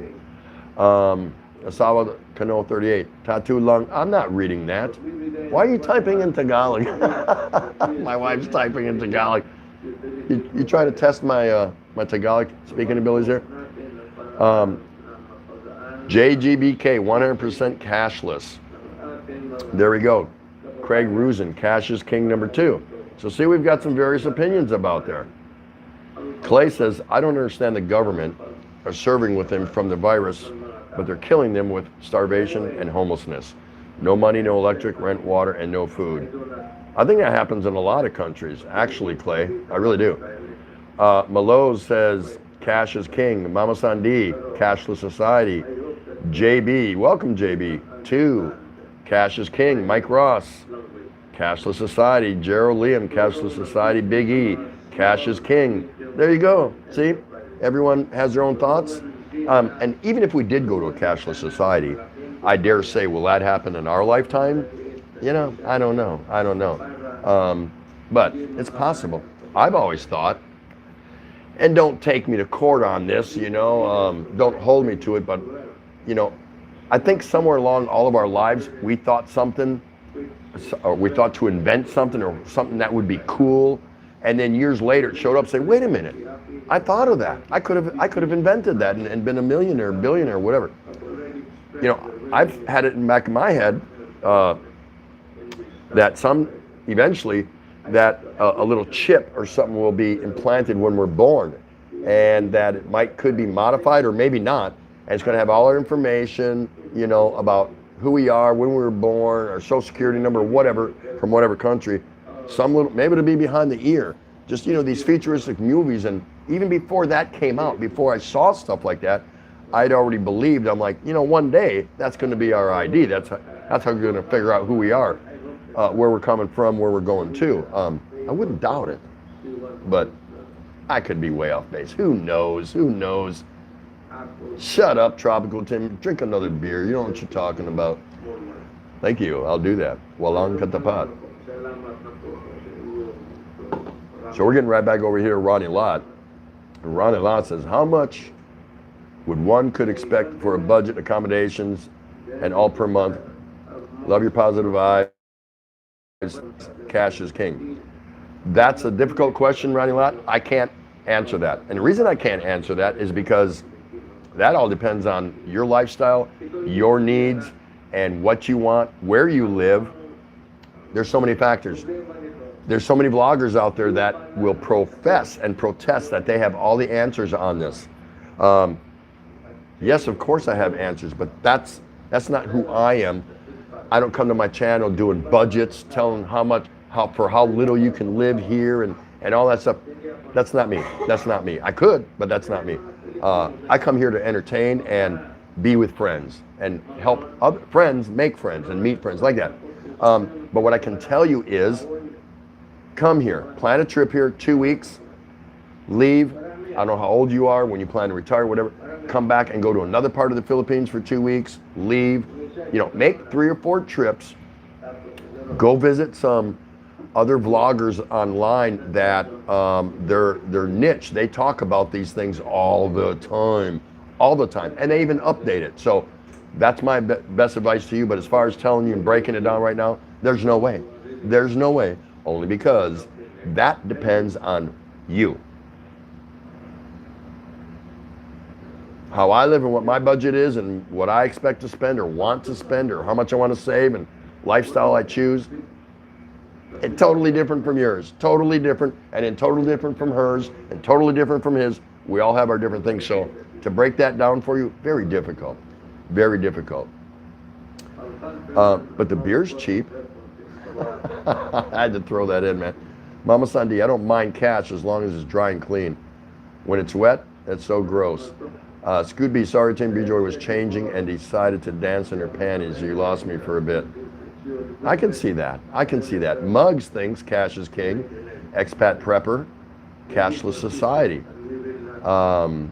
Christopher Beecham, yes, 20 pesos note after 5,000 jeepney driver hands. Nasty. They're so dirty. Oh my God, I'm just like, just keep it, man. They'll hand it over to me. And I think sometimes they do it on purpose. I don't know. Not that they know me, but they said, he's not going to want this. So they hand me this crumbly, ratty, you can barely make out any writing on it, 20 peso or even a 50 peso bill. And I go hold my hand, I'm like, I don't even want that, man. You just keep it. You just keep it. See you later. I don't want it. I'm not putting it in my pocket. Just don't want nothing to do with it. So if there's any Filipino jeepney drivers here in this channel, now you know how to make money off Tropical Tim. Hand me a decrepitated piece of crap, filthy, illegible note, money note, and I'm probably going to tell you, just keep it, dude. Mama Sandy, drink anytime. They said it's 5 p.m. somewhere. That's right. Christopher Beecham. Cash is king. Scooby, Tim is like me. We only drink on days that end in Y and only after 5 p.m. somewhere in the world. Yeah.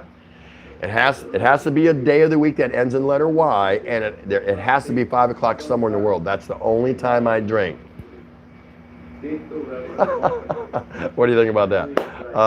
Expat Prepper. Hey, you guys are great. You guys are just great. Expat Prepper.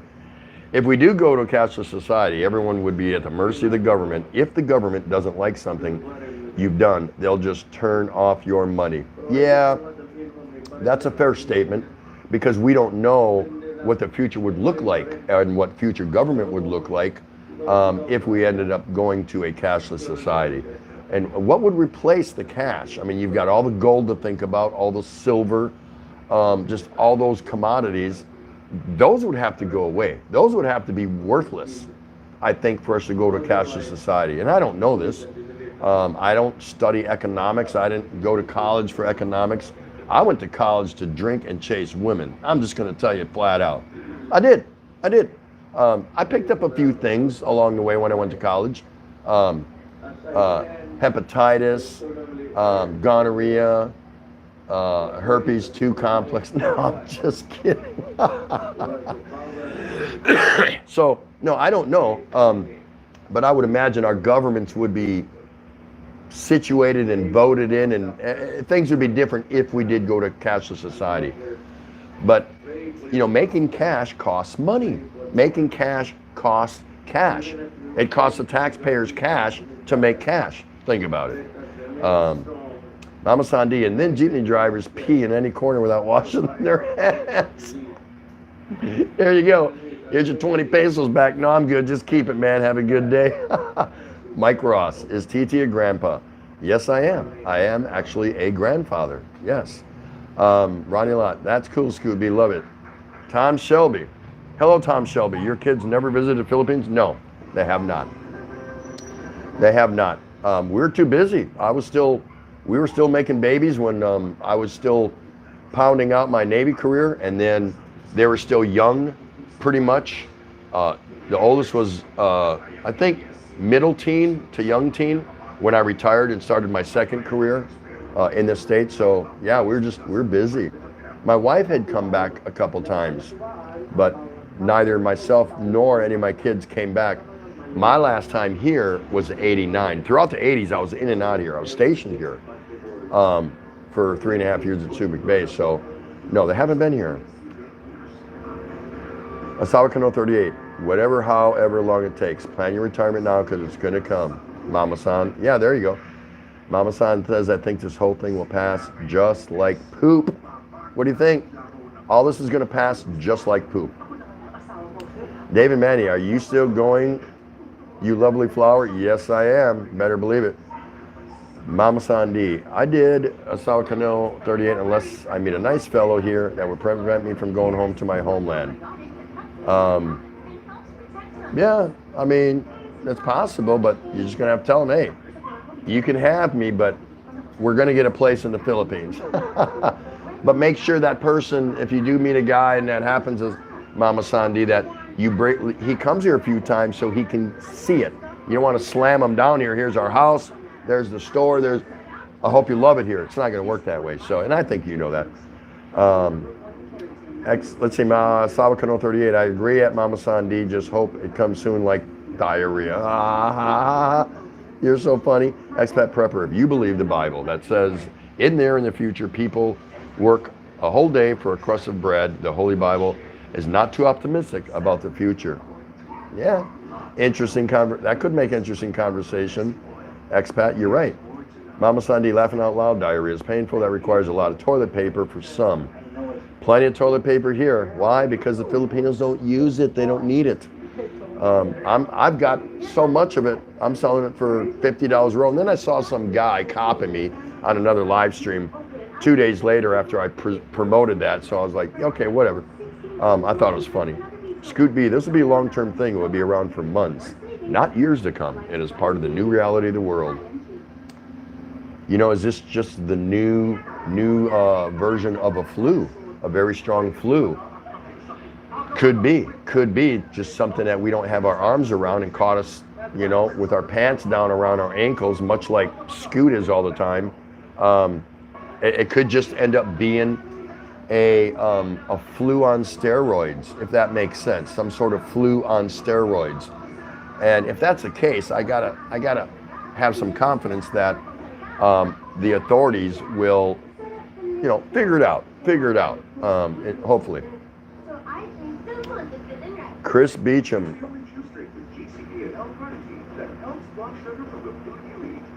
The University of Queensland research labs say that they can kill the virus in a test tube and want to do human trials. Let's hope they're right. Wow. I don't want to be part of no lab test. None. Yeah. Just something I'm not interested in. Scoob was part of a lab test. And that's why he's here with us today. He was manufactured in a lab. He'd have to go and watch Scoot be on his live stream, and he'll tell you all about it. He'll tell you. Asao Kano 38, don't let anyone stop you, and no one can stop you anyway to be back home sooner or later at Mama San. There you go. She continues, now we don't require toilet paper here in Pinas, not much anyway. Mama San D, haha, praying for it. Mama San D already have little space in the south, can't wait to go. Maloz, 1963, a cashless society equals big brothers watching you. Yeah, it's possible. And all I did was pose a question, where do you think we'll be in the future, whether we're around to see it or not? Mama Sandi, I want to plant kamote, fresh veggies, and eat fresh fish. Who doesn't? That's all good stuff. That's all good stuff, Mama Sandi. I don't blame you. Ronnie Lott, yes sir, I understand. I respect that. Thank you, sir. You're welcome. Yeah, I wish I could break it all down for you, Ronnie, but what I would break down, what works for me, most certainly is not going to work for you. We are not brothers from the same mother or anything like that. So there's so many there's the expats that live here, they all run different schemes. They all have a different idea about what works for them here in the Philippines. So I appreciate you saying that, but definitely there's some other vloggers out there. Just find them. They're easy to find, and you'll get so many variations and answers, and you'll be able to narrow the field about who you really want to focus on listening to. Okay, Mama Sandi, but even if you have the cash, you say hide it in the bank. Big brother still monitors you. Aha, good point. Touche. Boom. Back at you guys. Gerald Liam. London buses don't take any cash payments, and you must use a contact lens payment card that you tap onto a reader to pay. It allows the driver to provide a faster journey time and works well. There we go. We're already up to that. You know, what is that thing? Eye retina scan. You know, you just kind of look in there and beep, and you either get in or you don't. Something like that. You know. Or a chip in your forehead. Or I already talked about a chip here, a chip behind your ear, a chip in your forehead. That's really cool. So that's pretty funny. That's a great point, Gerald. I think we're coming to that point. Will we see much of it? I don't know. I haven't been to the moon, and I definitely have not been to Mars. So I think we're a little ways away from all the sci-fi stuff that we see. Possible. I mean, let's look at it. Let's go back and look at what? Remember the cartoon, The Jetsons? How many things can you pick out of there that are actually happening today? How about Star Trek, the original Star Trek? How many things can you see that happened in that series are taking place today? Look at that. Beam me up, Scotty. 3 to beam up. Wasn't that the cell phone back then? I mean, they didn't call them cell phones and no one knew it was going to happen, but, right? Pull it right out of your pocket. Let Spock handle it. Captain, I don't think I can hold it much longer. She's going to blow. Let Spock handle it. He's on another planet, and they're talking, and they're up in a ship in space. So, I'm just saying. So, things we take for granted or see now that we see on TV, sci-fi or something like, there's no way, that's not possible, that could never happen. Oh yeah, a lot of it does happen. So, anyway, I hope I didn't go too far with that, guys. Beam me up. Excuse me. Can you hook this up for me?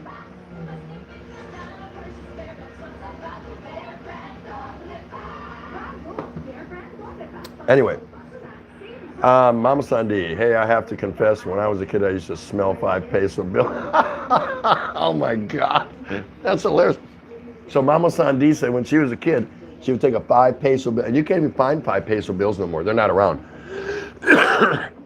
And she would smell it. You can smell it. I was joking. Gross Timmy. Excuse me. Clay says, you should call Tropical Tondo Tim and tell San Miguel to sponsor you. Everyone says that. It's going to happen. I think it's going to happen. You guys rock. I love it. Tell you two stay cool from Riley Lott. Thanks for the positive vibes. Hey, thanks for coming out. Everyone say goodbye to Ronnie Lott. Thanks for coming in. And hey, we hope to see you here back again real soon. And thanks for asking those questions. That was really cool of you. Mallows, 1963. In Australia, toilet paper is becoming the new currency. Yeah, I can see that.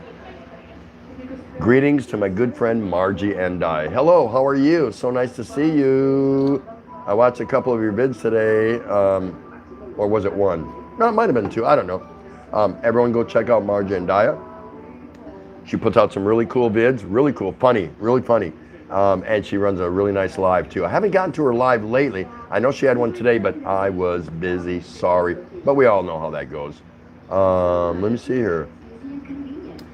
Margie's saying hello to everybody. Look at that. And that's just the way Margie is. So you would do yourself justice to go visit Margie and Daya. No, this is not Dr. Love. Just to live in the jungles for weeks at a time. How much TP you think I ever carried?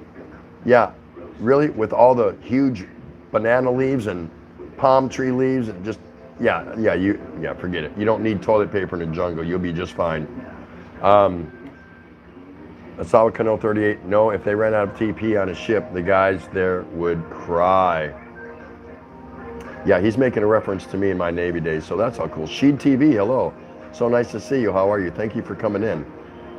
Thank you for taking your time to come in. Kathy O'Plowan, she was there hiding in the background, and she's back to say, shout out, hello to Margie and Daya. And IMJ's vlog is saying hello also. You sounded Bangladeshi. No, I didn't. Muggs, that's not No, that was Scottish. Captain, I don't think we can hold her much longer. Let Spock handle it. You know, on the tricorder. What? And now we got cell phones. Look at that. Tom Shelby, they're saying something about a potential 2-week national lockdown in the U.S. They might as well. They've got all the sporting venues closed, all the tourist attractions, Disney World, all your theme parks, National Library, just all kinds of things closed. So you might as well just get it over with and declare a quarantine, and that's it. I think Scoot said, and I never believe anything Scoot says, and you guys shouldn't either. No, I'm just kidding. Scoot's got a lot of information. I'm pretty sure I heard it from Scoot, where I think that right now they're deciding whether to cancel domestic flights inside the U.S. That's a big deal. Think about that. I cannot fly from Chicago to Dallas. I can't go from Houston to Memphis. That's a big deal. That's a big deal. But if that's what they think they got to do. Yes, Margie and Daya, see? What a gal, man. She knows. She's another Muggs, it's organic, and she's another Betty Spaghetti. And all those girls are so cool. She's another Kathy Plone. Why? Because she says, Walang Katapat. All right, here we go. Scoot B. Thomas, they are already saying a lockdown like that would not pass the constitutional tests. I believe, someone's going to object to it. Someone will object to it. Bill Pruitt, hello, welcome, Bill Pruitt. So nice to see you. I've got a shirt that says save a tree, wipe your butt with an owl. Oh, I don't think I've seen that one, but that is funny. I've always liked the one that said save a tree, eat a beaver. No, I didn't just say that, did I? Save a tree, eat a beaver. Leave it alone, Scott. Leave it alone. Mama Sandi, imagine being in lockdown here in Hawaii. Goodness, it might be so horrible. Yeah, she's on the beach every day, hiking, walking the park. She's scared, all that stuff. She can't fly to mainland, so scary. Now, I think you better just stay where you're at for now until, things kind of even out or we find out what's going on. And there's another lovely lady right there, MK Show TV. Guys, These women in here, they've got great channels. If you don't know them, you just have to go and check them out. If you don't like their content, don't want to hang out with them, they're okay with that. Don't worry about it. But it's not only them that you're going to meet. They're going to open doors for other people for you to meet. And that's the whole idea behind this format is this is where friends meet friends. Real simple, real simple. So if you're looking to expand your horizons and meet people in the YouTube world, there's so many here. There's so many, and they're here all the time. So don't wait. Get them while they're hot. Right, ladies? Get them while they're hot. Scoot B, today we will see the beginning of the economic meltdown. Hello, MK. So nice to see you. Thank you again, dear. We'll see the beginning of the economic meltdown. I'm thinking we may see a full depression soon, like in the 1930s. That's worth bringing up. That's worth bringing up. Depressions are not good. Recessions aren't good, but depressions are even worse. If you don't know the history on that, you have to be really skankly and old like Scoot or me to understand what a depression is. Neither one of us lived in it, but we were the next to the next generation coming out of it. And so we heard a lot about it. And the depression, not a good thing. You're talking soup lines, not good, not good. Mama Sandi, laughing out loud, save a beaver, laughing out loud, didn't come out right. What do you mean? Beavers chew and gnaw down on trees and knock them down. And then they drag the trees and build their beaver dams. So I'm saying if you're a nature freak and you are promoting and funding and sponsoring Save the Trees, I say eat a beaver. That will save a couple trees. Just say. Shooting stars in the house. Hello, Bruce. So good to see you. Thanks for coming in. Another great channel, another great guy, Shooting Star MS. Bring some tissue with you. Well, you can't bring toilet paper because everyone's saying they don't have any. I do. I've got plenty. $50 a roll. Because he's going to make you laugh. He's just absolutely going to make you laugh. Just saying. Scoot B, Tim, save a tree. I just left it to Beaver. It was more fun than watching, joining later. Mama Schultze is in the house again. Hello, Mama Schultze. Everyone, please give a big shout out and greet Mama Schultze. So nice to see you. Mama Sandi, don't come to my channel. I'm so boring. I'm all about being half naked and troll everybody. Not true, guys. Go to her channel. She does some really nice beach walks. She goes into botanic gardens, all that stuff. You'll like it. You'll like it. Trust me. She's fun to watch. And she's even more fun because when she does her vlogs, she's coming off third shift, night work. It's hilarious. So it's pretty cool. That's depressing. Brace yourselves. Yeah. Mama Sandi, just kidding, Tim. We have no beaver here in Hawaii. No, I don't. No, you don't have any beavers there. You're welcome, Bruce. No problem. Bill Pruitt. Another great guy, Bill Pruitt. Lots of fuzzy critters around that would be soft to wipe with. When you're done, just throw them out in the rain to wash. So, did you ever hear that one joke? And I'm not going to take credit for it. If you know who said it, then, hey, what are you doing to my camera? I'm trying to fix it. Wait, I just want to, there we go. No, I'm not promoting that. I'm just pulling my shirt down. It's kind of crawling up my back there a little bit. So anyway, and the joke goes, there was a bear and a rabbit in the woods. And the bear just got done taking a crap. And then the rabbit ended up taking a crap. And the bear paused for a moment and looked over at the rabbit and say, "Excuse me, Mr. Rabbit." And Mr. Rabbit said, "Yes." He says, "Do you have any problem with poop sticking to your fur?" And the rabbit said, "Why, no, not at all."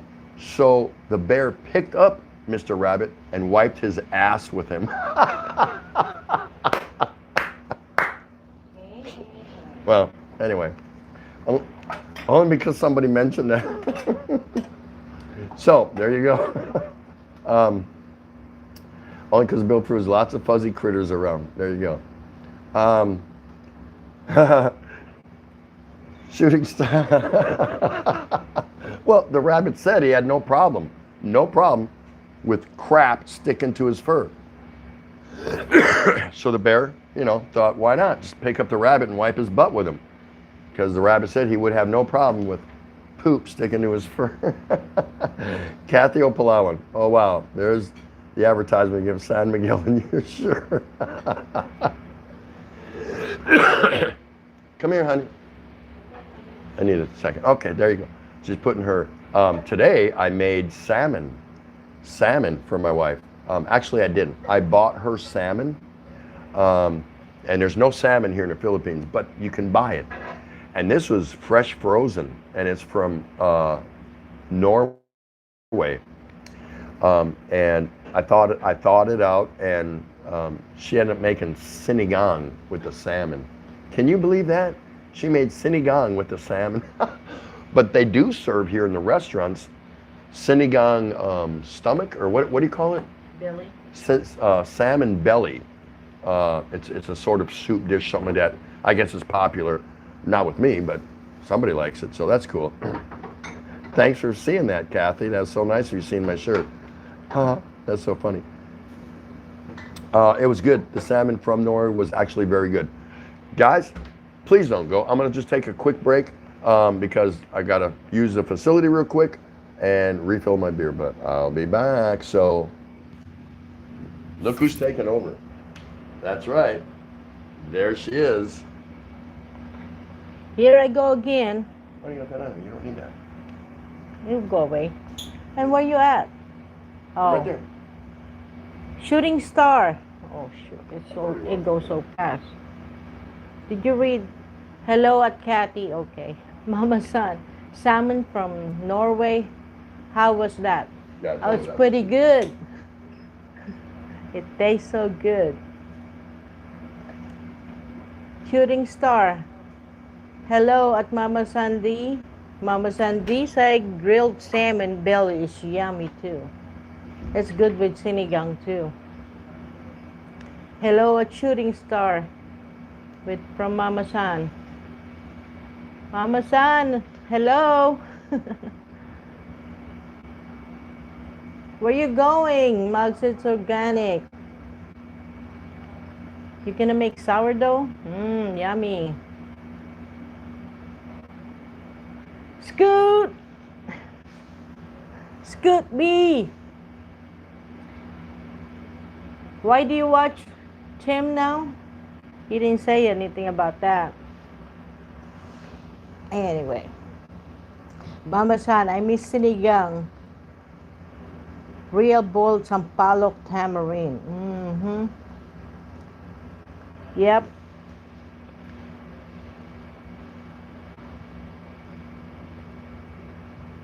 MK Show TV, ha ha ha, Scoot B.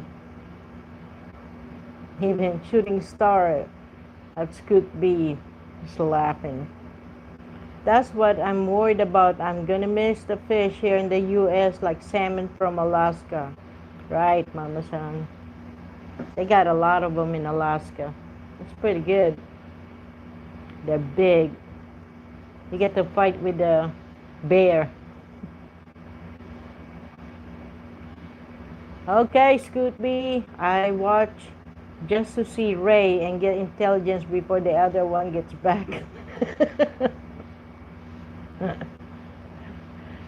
He can take it. It's pretty good. All right, no one's talking about anymore. Anybody, it's good. Say something.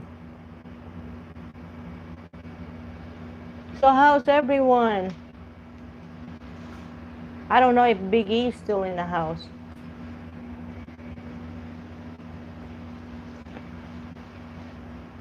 I can't say much. I don't know what else to say.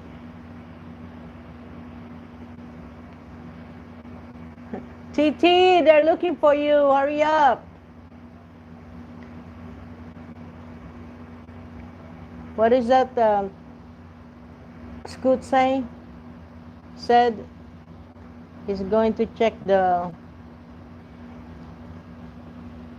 beer after beer bowl or something. I don't know.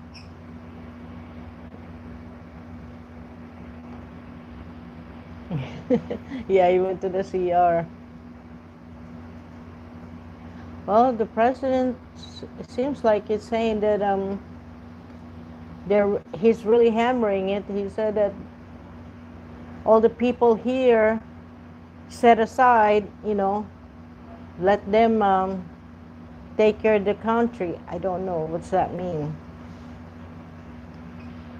Not the people, the country. Thank you, shooting star. Yeah, they're gonna lock us down for a little bit here. Tell Tim if he shakes it more than twice, he's playing with it. Bill Pruitt. He heard it. I wish we were in Palawan because there's no issue right now in Palawan, not like what we have here.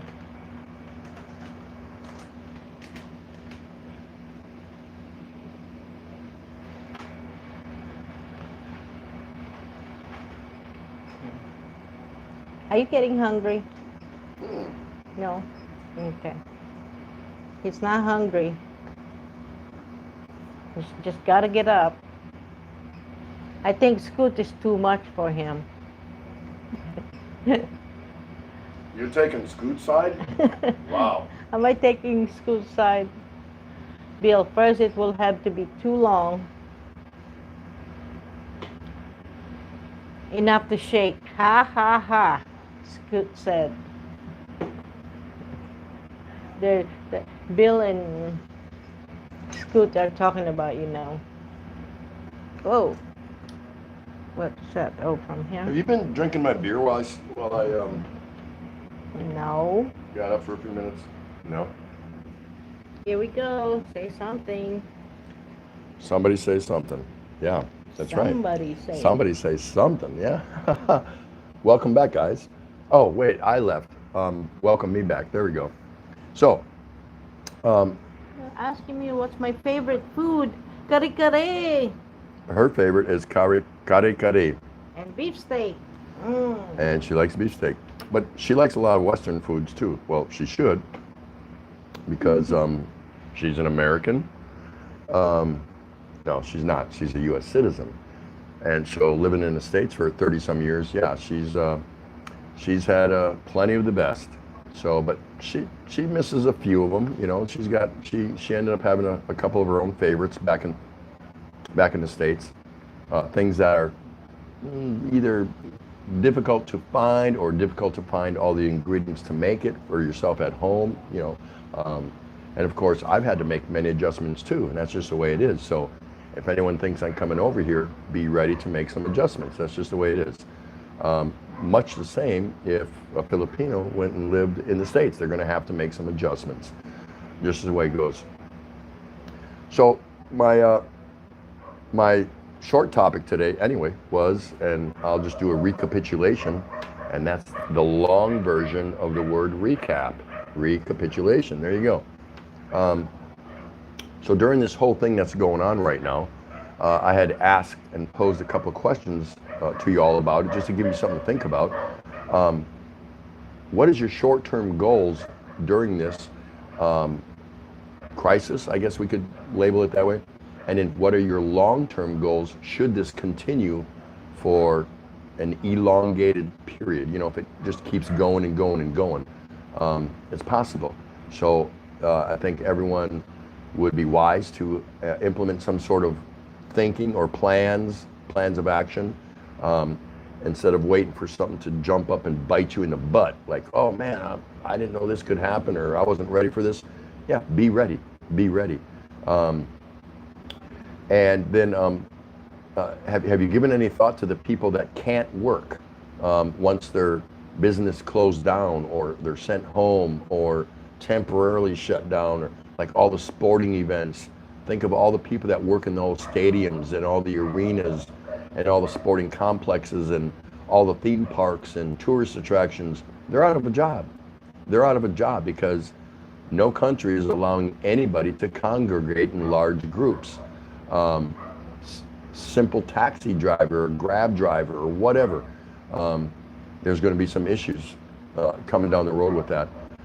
And how about if any sort of chaos ensues, meaning, you know, if things get so out of hand that something chaotic happens. And it's not to put fear into you, it's about having a plan of action, and at least think about it. That's all. Just think about what could happen.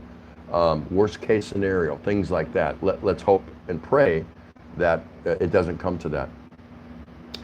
And the last one is, what are you willing to sacrifice? Now in the short term, or later in the long term, if again this continues, because some sacrifices may be forced on us. So again, just some things. All right, so Scoot says, Tim, he's got to go to another meeting, have to go. Stay safe, all, and God bless. Scoot, thanks so much. Everyone go check out Scoot B's channel. You won't regret it. It's going to be really cool. Definitely give him a few minutes of your time. Go search him, go look him up, Scoot B, and you'll see what I'm talking about when you get to his channel. Shooting Star, that's right, at MK TV, laughing out loud. Panay Crazy Babes, oh, I didn't know you were in here. Well, welcome to the channel. I must have been out and about taking my 3-minute break there, whatever. Good to see you. Thanks for coming.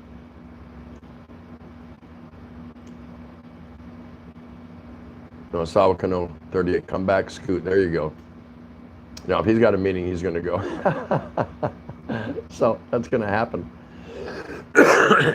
So nice that everybody's in here. I hope you're enjoying it up to this point.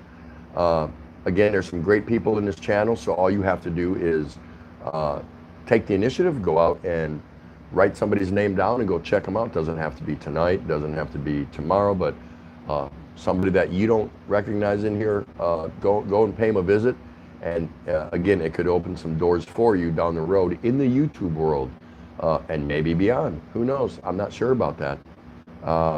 Panay Crazy says, great show, nice points. Thank you for that.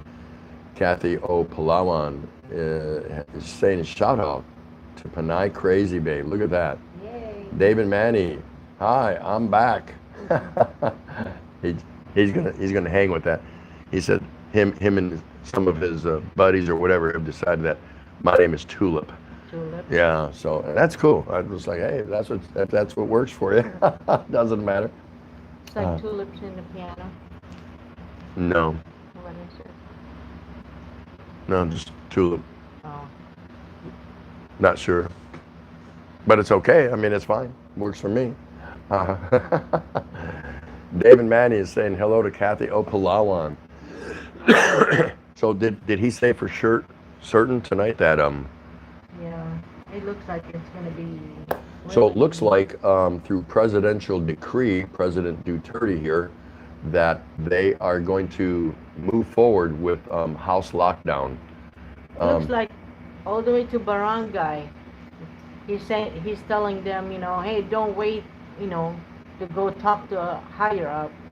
Just do what you can now, starting with the barangay chairman, you know. Yeah, so they're leaving it up to individual barangays here, who are, a barangay is the lowest form, and I'm not trying to say that in a bad way, the lowest level of government official. That's fair to say. A barangay is the lowest level of government officials. And barangays, basically, they have a force of volunteers that go around and patrol their neighborhood, just their neighborhood, at night. It's kind of like a neighborhood watch thing, and they keep the peace. Yeah. And they make sure kids are off the streets at 10, and you know, all kinds of things like that. So I guess he's leaving it. He's delegating all the way down to the barangay level how they can impose the quarantine. Is that about right? Yeah, something like that. So and help out the, you know. And help the people for their needs. To what extent that entails, I'm not sure. So everyone's going. And look at this special guest. Go Boo Boo's in the house. Yay! Welcome, Go Boo Boo. Man, I wish I was on StreamYard right now. I know, right? I'm honored. Thank you so much for visiting our station here. This is the place where friends meet friends, and I'm so pleased to see you. Thanks for taking your time. Everybody who doesn't know Gogo Boo Boo, go and check out his channel, and you're going to be amazed. I can tell you that. You're definitely going to be amazed. Probably not David Monty comes from Tiny Tim and Ukulele. Tiptoe through the tulips with me, baby. This guy is just really stuck on Tiptoe through the tulips. Yeah. So sit up here a little bit more. So if everyone doesn't know, I'm Tropical Tim, and this is my wife Ray. Hello, Gogo Bobo. This is The Daily Show. So anyway, we're in lockdown here. Can't do much about it. We're doing the best we can. We're like this close from house arrest, meaning President Duterte has just an announcement, a decree, stipulating that it's at the barangay level, which is the lowest level form of government officials, to enforce the quarantine and to assist people that live within that barangay on the movement of people in and out and whatever. So that's what's going on. So pretty much we're locked down, and we're going to be going through checkpoints just to go to the market and buy fresh fish, vegetables, whatever. So that's all cool. It is what it is. You just have to tighten up your belt one more notch and go with the flow and do the best you can. It's not that hard. Let's see, Bill Pruitt. There's already one confirmed case in the next city east of us. It's getting close to home. But if it gets too bad, I'll just pack up the family and head for the woods. That's my plan for everything. That's an interesting plan. That's an interesting plan. That might work. We'll see. So there's some people there talking to each other. That's cool. Kathy Opalawan, Gugu Bobo, hello. See that? And IMJ is still here. Go visit some of these people. Again, my philosophy and what I always tell people is when you come to a live stream, look for a name or two that you don't know and that you don't recognize, and write it down or whatever. And in a day or two or three or whatever, go check them out. Go watch a video and see if you like that person's content, and then take it from there. If you don't stay with them, that's fine. Nobody here is going to care about that. But could open some doors for you. Yes. There you go. That's always my plug, because this is the station where friends meet friends. Gerald Liam says everyone will stay home, leaving their houses only to buy food, medicine, and other things necessary for survival, Duterte said. Does that mean we can go out to the supermarket, and will it be open? Good question. I don't think we're going to know anything. Day by day. I think it's going to be a day-to-day thing. I don't think we're going to wake up saying, oh, I can do this, but I can't do that. I don't think we're really going to know that, at least for the time being. So we'll have to wait and see. Chris Beecham, you had better sneak out and go to Palawan. Yeah, but the thing is, we're up against our visa, so we have to finish working those issues first. You know what I mean? Yeah. We got to fix that. And no fault of ours. Could we have done it earlier? Yeah, but at that time there was no sense of urgency, I guess is the best way to put it. We didn't know that this particular global issue was going to take place. So I think we're just all caught up in a vacuum right now, and we're all dealing with the best we can. So yes, I would rather be in my other home in Palawan right now than here, because Tondo is not our home.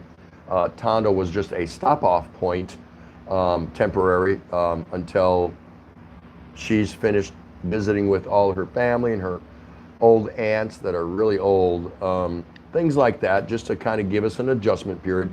And I didn't have a problem staying here in Tondo. So that being said, ultimately, yes, our home is going to be in Palawan. We'll see how all that goes out. Yeah. So Dave and Maddie, hey Ray, I still have control of his camera. I will watch him for you. Oh my. Yeah. And I crazy babe. Yeah, just make sure you have all the necessary things. Yes, that's right. Roddy Lott. Well said, Tropical Tim and Mrs. Ray. Clyde Seaside, welcome, man. Nice to see you. Thanks for coming out. Will those still deliver your 2K San Mig? Yeah. Yeah. as long as the San Miguel distribution center was, it's actually not a San Miguel distribution, it's just a local distribution center. It's not that far from here. And they carry everything, the Sarsi, the Coke, the root beer, the Red Horse. You know, they're just a liquid bottle manufactured and distribution center. So as long as you know, people have to make a living. So yeah, I still have my guy that's going to go run and get my beer. Hi, JG. Where is he, JG? Oh, okay. Malo63, this live stream reminds me of the TV show Cheers. You want to be where everyone knows your name. Yeah? You want everyone to know your name? Hey. You can call me JG, take anything. care, folks. Work phone is ringing. Be safe. Thanks so much, JG. Everyone go check out JGBK. Great guy. He's living somewhere on the East Coast. No, he's in New York, but a really good guy. He's got a lot of good information, and he'll talk to you. Dora Cruz is in the house. So nice to see you too. Let me see who else we got here. Bill Pruitt still here. So nice to see you. Everyone saying hello to each other. That's really cool. So once again, our topic that we were talking about had to do with your short-term and long-term goals. Should this situation, this global situation, I guess we could call it a crisis. It almost feels like it's a crisis. It depends on one's perspective and which newsfeed you're willing to listen to. What are your short-term and long-term goals should this continue into the near future or long-distance future? I think we should be thinking about things like that just in case. Also, how does everybody feel about the people that are unable to work because businesses are closing? They're sending people home. You're talking about all your sporting venues and your stadiums and this, that, and the other. You know, your theme parks, your tourist attractions. A lot of these people are going to be out of a job, and that's going to be really tough. Are they going to be subsidized? Are they going to be continued to be paid? That's where the next one comes in, and that's where I'm talking about chaos. Could this lead to potential chaos? You know, it's possible. Anything's possible. Anything's possible. So I'm just giving you fodder to think about. Just some things to think about. Not trying to put the fear of God in your heart, in you the wrong way or anything like that. It's just some things to think about, because right now I don't think any of us have a clue. Yeah, we have your naysayers that say, "Oh, this is all being blown out of proportion. This isn't really happening. It's nothing more than the flu on steroids." Could be.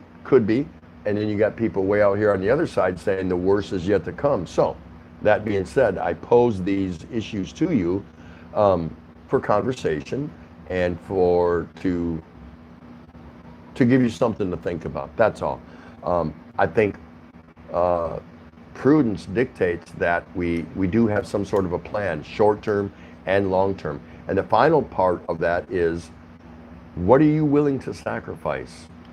What are you personally willing to sacrifice through all of this, either short-term or long-term? Because the sacrifices may be forced on you. So I think maybe we need to start thinking about picking and choosing what we're willing to do with and what we're willing to do without. It's just conversational topics, nothing more. And I appreciate all of you for hanging out and, discussing some of these things amongst each other with me. It doesn't matter. Hopefully you arrive at some conclusion, whether I was proposing some legitimate topics or not. It's up to you. Bill Pruitt says, JG, do the accent on the phone. Oh, he's talking about Mr. Bangladeshi.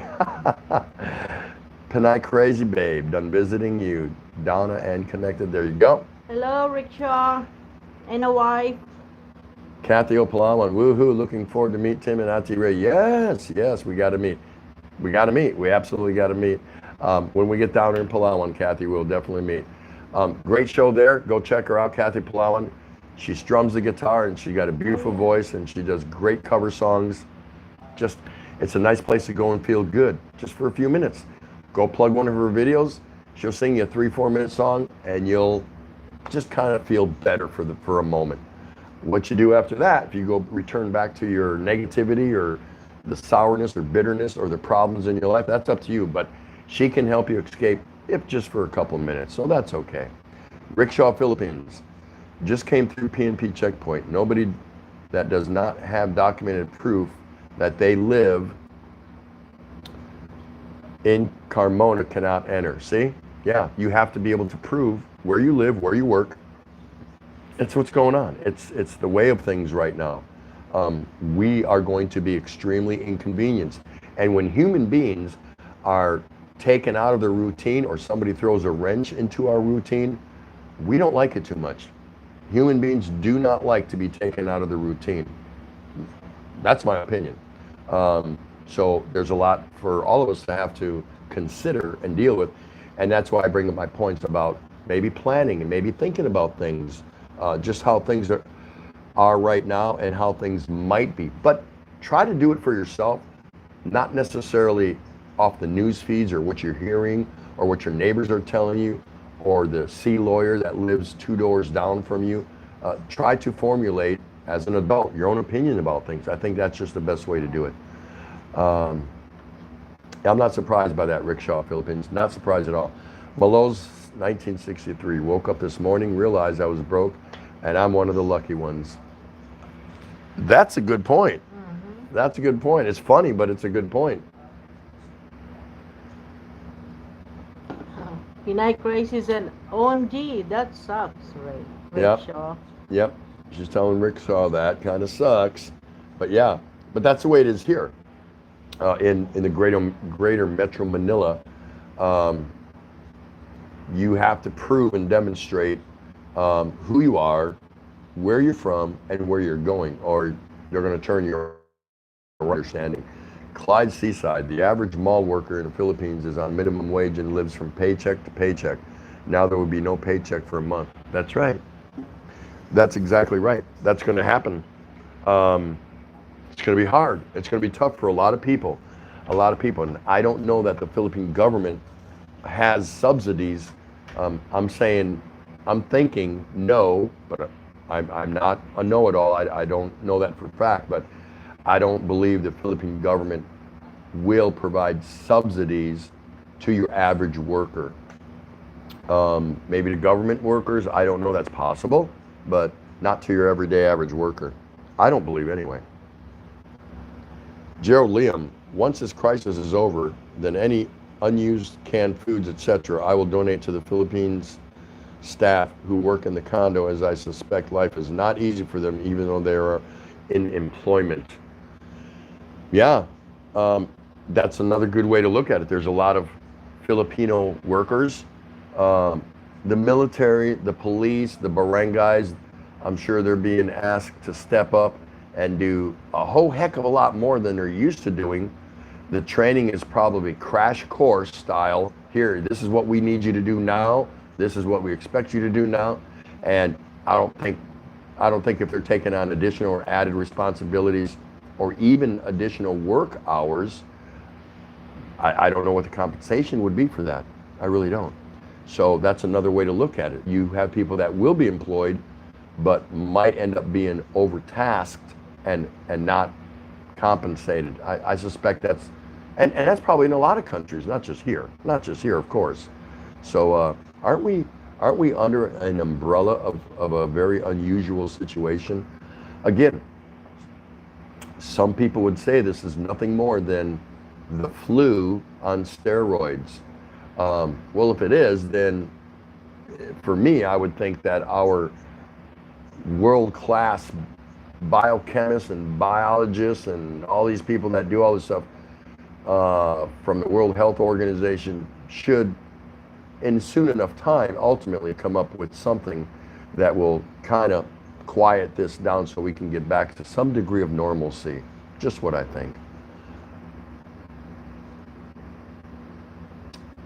And that's pretty cool of Gerald Liam to say that when it's over, he's going to donate his food to the workers in his condo. That's pretty cool. Bill Pruitt, my short term is to stay put and watch. Long term, if it gets bad, escape to the deep woods and live a basic life. Got to keep the kiddos safe.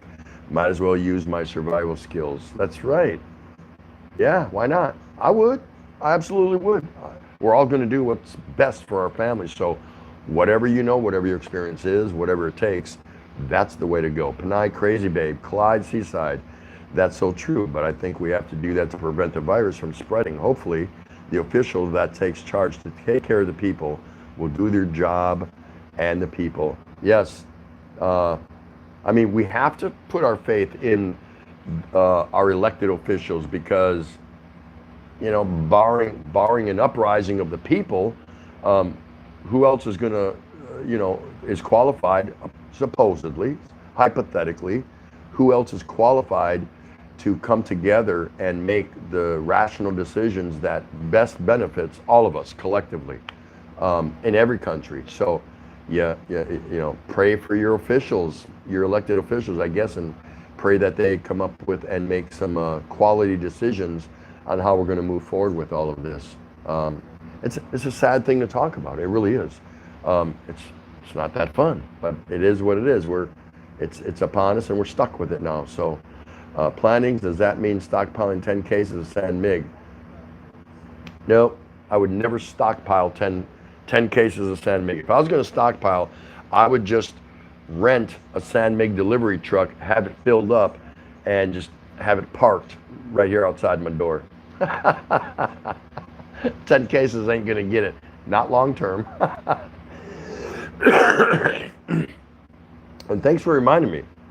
That's right. Thanks for reminding me. The stocking up plan. That's right. I got to go with that. Panay Crazy Babe. I have guests stuck here in my Airbnb rooms, 5 Bulgarians, because they cannot fly because of all the lockdown of airports and their stopovers, so they have to be rebooked. Wow. And where's that at? Panay Crazy Babe. Where's that at exactly?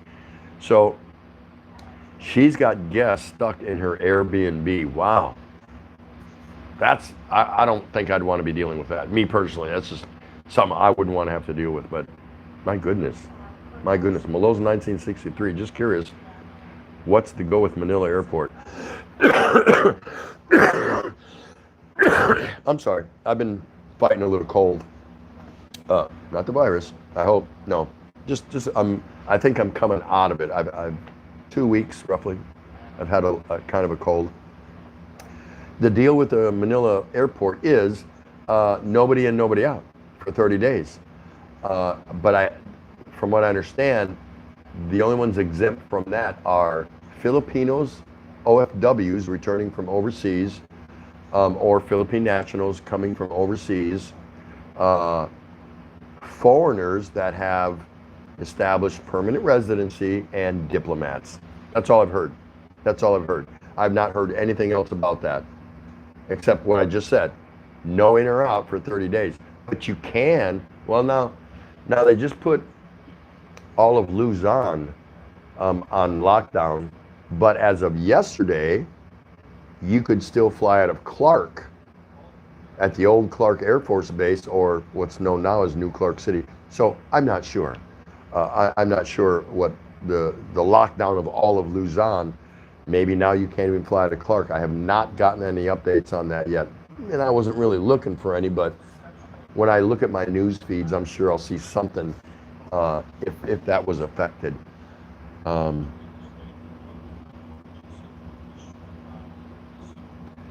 BT is in the house, breaking traditions. How you doing, breaking traditions? I'm doing fine. Thanks for stopping over.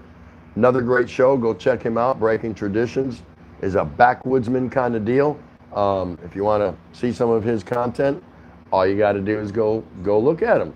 And if you don't end up staying with him, he don't care. He's fine with it. But if you do, he's going to come and check you out because he is a supporter.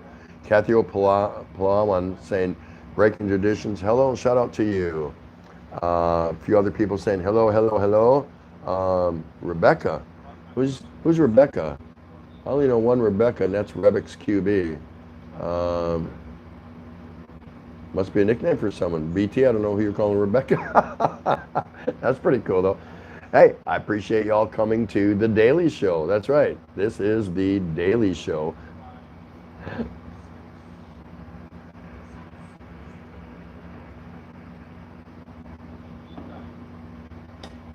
So for me, I guess the thing I would add to all of this, all of this global crisis and whatever you want to call it, you know, what's really going to happen too also is, and we have to take stock in ourselves and each other, that it's going to create stress inside of us for different reasons.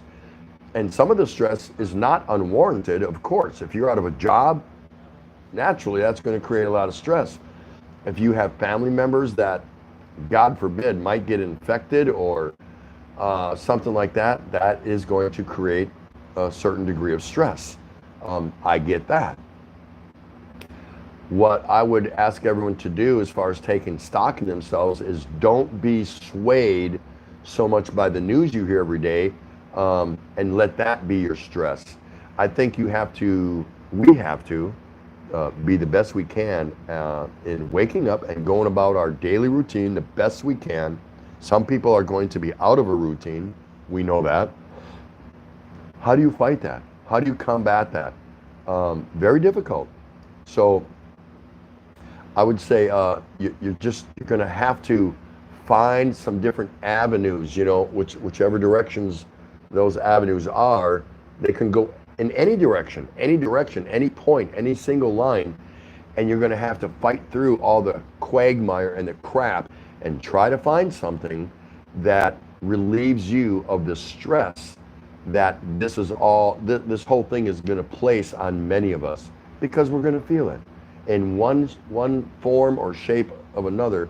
We are going to experience some degree of stress that prior to this we didn't have. Yeah, we didn't have this stress as of not too long ago. It's only been since this has happened that the stress can all of a sudden just shoots through the roof. And I would just appeal to everybody to be aware of that and try to avoid that. Try to understand, yes, some stress is going to be created from this, and yes, I have ways to combat that. I have a few ways, ideas to fight through that stress. Stress that wasn't there a month ago, 2 months ago, since this started. It's coming, it's going to happen. The stress is going to be there for one reason or another. And if you agree or disagree, let me know. It doesn't matter.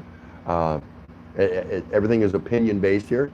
I don't have a fact sheet or a computer or a couple geeks running around here from Harvard or Yale University telling me statistics say this or that.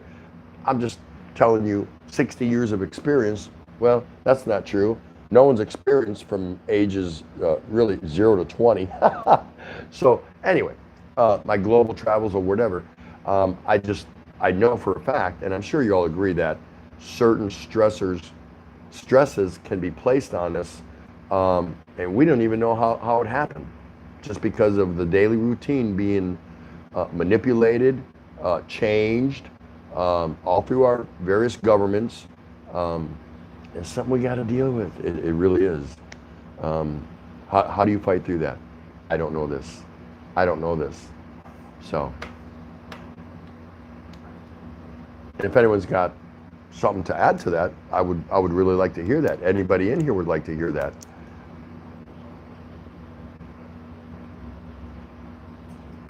So tonight, President Duterte made a decree that it is up to the local barangay, again, which is the lowest level of government here in the Philippines. And a barangay is pretty much kind of like a neighborhood watch. He has delegated authority to them to decide the movement within their barangay. So if they mandate that we have to stay in our homes, which is what we're hearing, then that's what we have to do. I'm sure hoping there'll be times allocated throughout the day where we're allowed to go out and shop, get our food, do whatever, get our beer, you know what I mean? So hopefully that we'll still be able to move around. But then the second part two of that is, once we get to where we're going, where we normally go, are they open? Are they staffed? Do they have enough supplies? Are the shelves full? I don't know. I don't know. So I think it's going to be a day-by-day thing at best. At best. That's all that's going to happen. So how's everyone doing out there? How is everyone doing out there? Let's hear from you.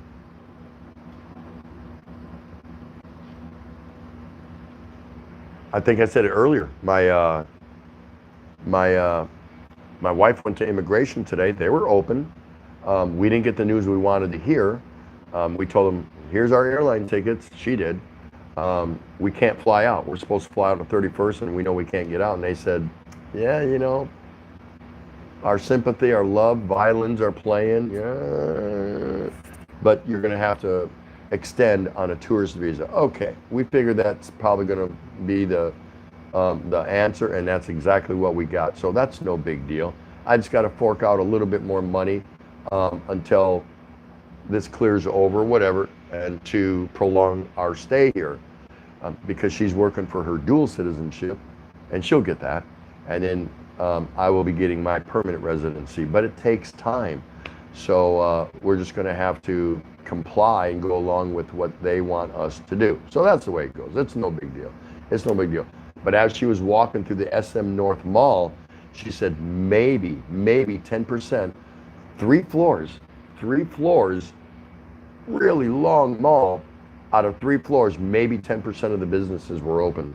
So there's an indicator right there. Something's going on. Employers are keeping people home. Bill Pruitt, thanks to the government's change, I have my daughter home from school for 2 weeks. There's another issue there that creates stress. There goes, come back here. There goes any chance of peace in the house for that long. Yeah, look at the households that have 2 working parents, and all of a sudden schools are closed indefinitely around the world, and I'm sure in a lot of different countries. And so now people are scrambling for childcare because normally their kids are in school. And I know some of you are going to come out and say, well, school is a childcare or whatever. It doesn't matter. It's going to affect a lot of households, and it's going to create stress to some degree. Right? It's going to do it because now these 2 hardworking parents raising their family, they're going to have to scramble and figure things out. That's unbelievable. Unbelievable. Gerald Liam, with a lockdown and reduced incomes for so many, I hope the crime rate does not increase. You know, it's funny you say that because we were thinking the same thing. My wife has already been approached by several neighbors, people that know her, whatever, for loans. You know, they probably know she's married to a Westerner with a pension or 2 pensions, whatever it is they got, and they're already approaching her for loans from as little as 1,000 pesos, $20, to as much as 40,000 pesos.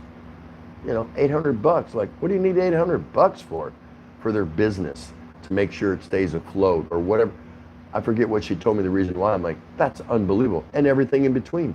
They're already looking, before this goes any further, for some handouts. Yeah, they'll pay it back or whatever if you want to take that chance. Me, I'm a collateral guy. You need to give me, let's see, a case of San Miguel, 24 bottles in a case, cost about, $12. Yeah, you need to give me 2 cases of San Miguel for the $12. So at least I have double. If you pay it back, I'll give you back the 2 cases of San Miguel. If it's still there. But anyway, but I get it. I understand why people are afraid. The stress is already, coming in on them. So that's just the way it goes. Yeah, so reason I say that is because of Gerald's comment, the crime rate, what's going to happen?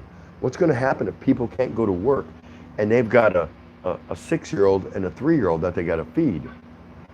I don't know. I don't want to know. I don't want to know what's going to happen with that. So I'm like self-quarantining myself in my own house. Now, I walk around town freely and I don't have no problems, yada, yada, yada. I don't recommend it for everybody. But I've earned the right to walk around Tondo freely by myself because I have interacted with so many people here at different levels. I've been in so many people's homes, sat down and did the Tagay one glass Filipino drinking with the Peloton, and I know a lot of these people. More importantly, they know me. They know my heart, my mindset. I'm not, whether I'm genuine or not. They know me. They figured me out. So they kind of watch me and protect me if I am walking around, because things in Tondo aren't like they used to be. Back in the day, this was notoriously dangerous to come walking through here. And it still can be. It just depends what time of day, where you're at, who you're with, yada yada. But I don't have any problems. I walk around freely and I don't worry about it. That being said, with the onset of all of this, what's going on, and I said, yeah, yeah, yeah, yeah, yeah, yeah, yeah. I said, hey, what's going on? I'll leave that to Kathy Palawan. I can't sing for crap. But with all this going on, what's going on? Could things change for the worse? That's something for me to think about, because I chose to be here. You know what I mean? So, yeah, I'm not exactly running outside. I'm still okay. I'm not worried about it, but I will keep my head on a swivel and be listening into how people are doing, how things are going, to reassess daily my situation or my predicament. What am I still okay to walk around or walk to the market and get some mangoes and pineapple and potatoes and onions and carrots or whatever? Because I enjoy doing that. So I don't know. I'm not so sure what's going to happen with that. Thanks for bringing that up, Gerald. Breaking traditions. Worrying is the main reason for stress, and about 5 minutes of meditation a day can help you get over it. Breathing is a good exercise with some pleasant music and deep breaths. Yeah, whatever works for you. That's right. BT, Breaking Traditions, another great channel. Go check him out. He brings up a good point. Find some kind of relief valve to help deal with the different stresses that might be forced on us. We might be very good at blocking out a lot of things, but just like Bill Pruitt said earlier, now he's got to deal with his kids being home from school. And if there's no adults in the house because they both work or whatever, there's a stress. You're very good at warding off and keeping stress away from you, but sometimes it just cracks through that barrier that you've got up about no stress allowed, and sometimes you can't help it. There it is. It's placed right in front of you, right at your feet. Here's some stress. Here's some new stress. Deal with this. And there it is. So we have to find some way to vent that, so we don't allow the stress to take over our life. All the while we're dealing with the global issue that's taking place right now. Yeah? Hopefully. Clyde Seaside. Sad that people with a strong faith will not have the support of their church. Quiapo Basilica closed to all gatherings.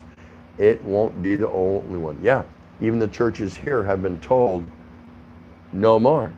And I think in Western countries, I'm seeing, like in the States and that, they're actually doing their church service via live stream or whatever. So people are staying home, and the pastor in this huge empty church is delivering his sermon for the day from his pulpit with no members sitting there. They're all watching him via live Skype or Facebook or live stream or whatever. So, if that works, that's fine.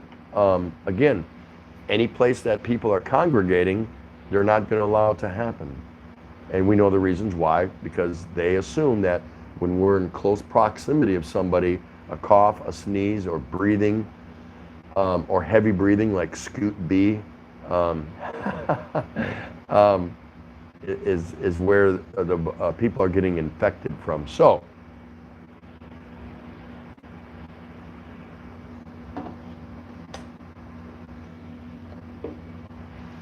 Right.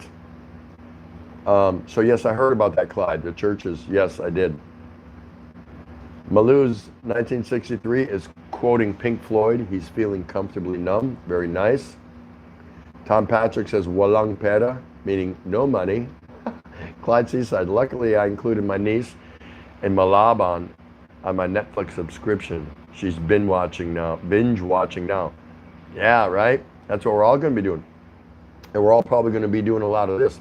That's why I decided, at least for this time frame, for as long as my energy is there and everything else, I am the Daily Show. It means nothing. Either you come or you don't. I don't really care. Maybe one day I'm just not going to do it, and then maybe I'll do it 8 days in a row. But right now, it is the Daily Show. Tom Patrick said, mahirap na dayuhan. Poor.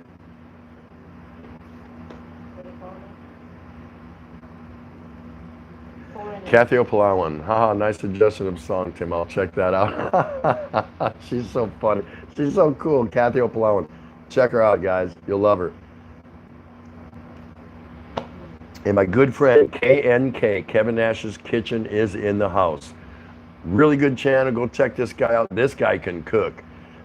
You wouldn't think he can, the way he talks at your live streams. Not that he talks bad, but he's just a cut up, really fun guy. He really is. He's loose, man. He's loose as a goose, but man, can he cook? He can't cook better than me, but yeah, that's why I have a cooking show, right? Not. I can cook. Of course, I had 5 kids. I had to learn how to cook. And I own 2 restaurants. I used to own 2 restaurants. And I was in the restaurant industry as general manager, area director for 20 years. So I know something about cooking, but not enough to do a show on it. But Kevin Nash's Kitchen is awesome. Go check him out, guys. Welcome to the show, brother. It's so good to see you. Moles 93, is your glass half empty or half full? You talking to me specifically?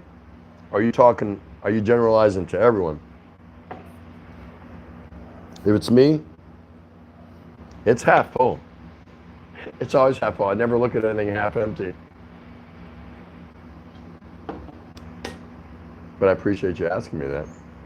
Rickshaw Philippines, 5th message, wanting me to loan or gift money. Yeah.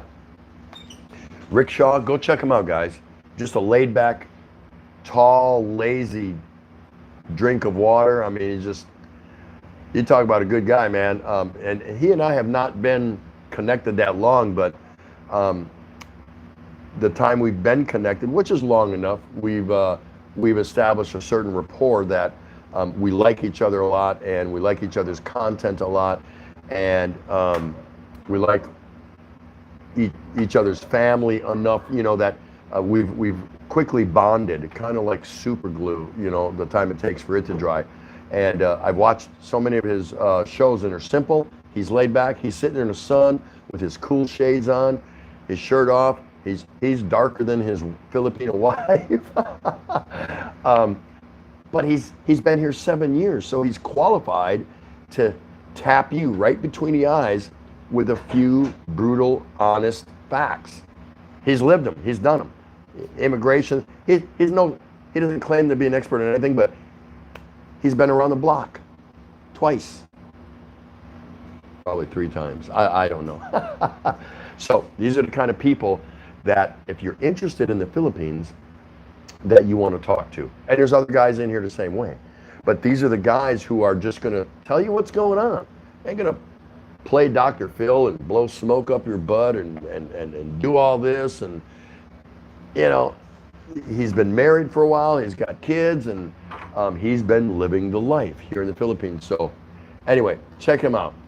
But he's saying, and I'm never going to give you another plug, Rick. That's it. That's enough. You owe me a beer. No, I'm kidding. This dude's been plugging me everywhere, so that's cool. He's a small channel, but such a likable dude, man. He's so down to earth. I was in awe. I was sitting there watching, a couple of his videos, and I'm watching like, wow, this guy's just like, he's not full of crap. He's just not full of crap. Yeah,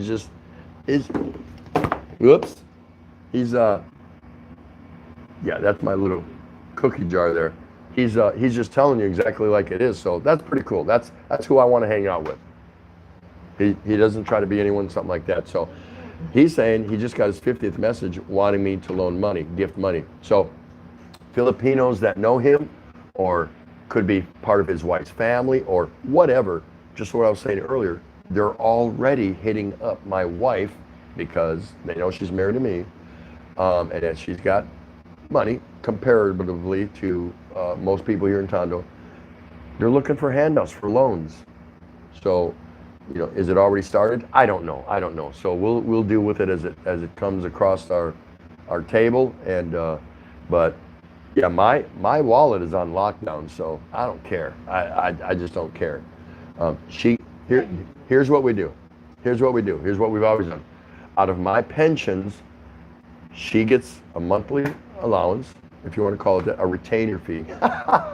After 38 years, I give her a retainer fee. Can you believe that? How she spends it, I don't care. It's hers. She's earned it. She bore me 5 kids, and she supported me while I was sailing around the world with Uncle Sam's Canoe Club in the U.S. Navy, and in my second career, long hours in the restaurant industry. So she's earned it. So she gets her monthly allocation, and it's not for me to tell her, what are you doing? What? And I do once in a while. Once in a while I'm saying, well, why did you buy that for him or for her? If it's a family member, you know, I may question it just because I say, well, I might have had a better idea, a better solution for that. So just ask me and just bounce it off me anyway and get my opinion. And after that, if you don't like what I'm saying, tell me shut the hell up, and you can go spend your retainer fee any way you want. And it works. Now, if she spends it and it's the 23rd or 24th of the month, don't come crawling to me. You're broke. That's it. That's all you get. Because I pay all the bills. I buy all the food. You know, I pay for everything. And I even treat her during a month because, you know, I'm trying to save money for us, which we save money. That's not it. But I keep trying to put some back and back and back because that's the prudent thing to do, the smart thing to do, yes? Unless we go to a cashless society. We talked about that earlier. Rickshaw, beat him off. Just get a big stick and beat him off. Tom Patrick, they closed the schools back home in Maine too. Yeah, I heard about it today. The big news event was New York City, the biggest school district in the U.S., shut their schools down. And it's funny because I didn't get any news feeds on Houston or Los Angeles shutting their shutting their schools down. And those are huge cities. Those are huge. Did you know Houston? I didn't know this. Houston is the 4th largest city population-wise in the U.S. I didn't know that.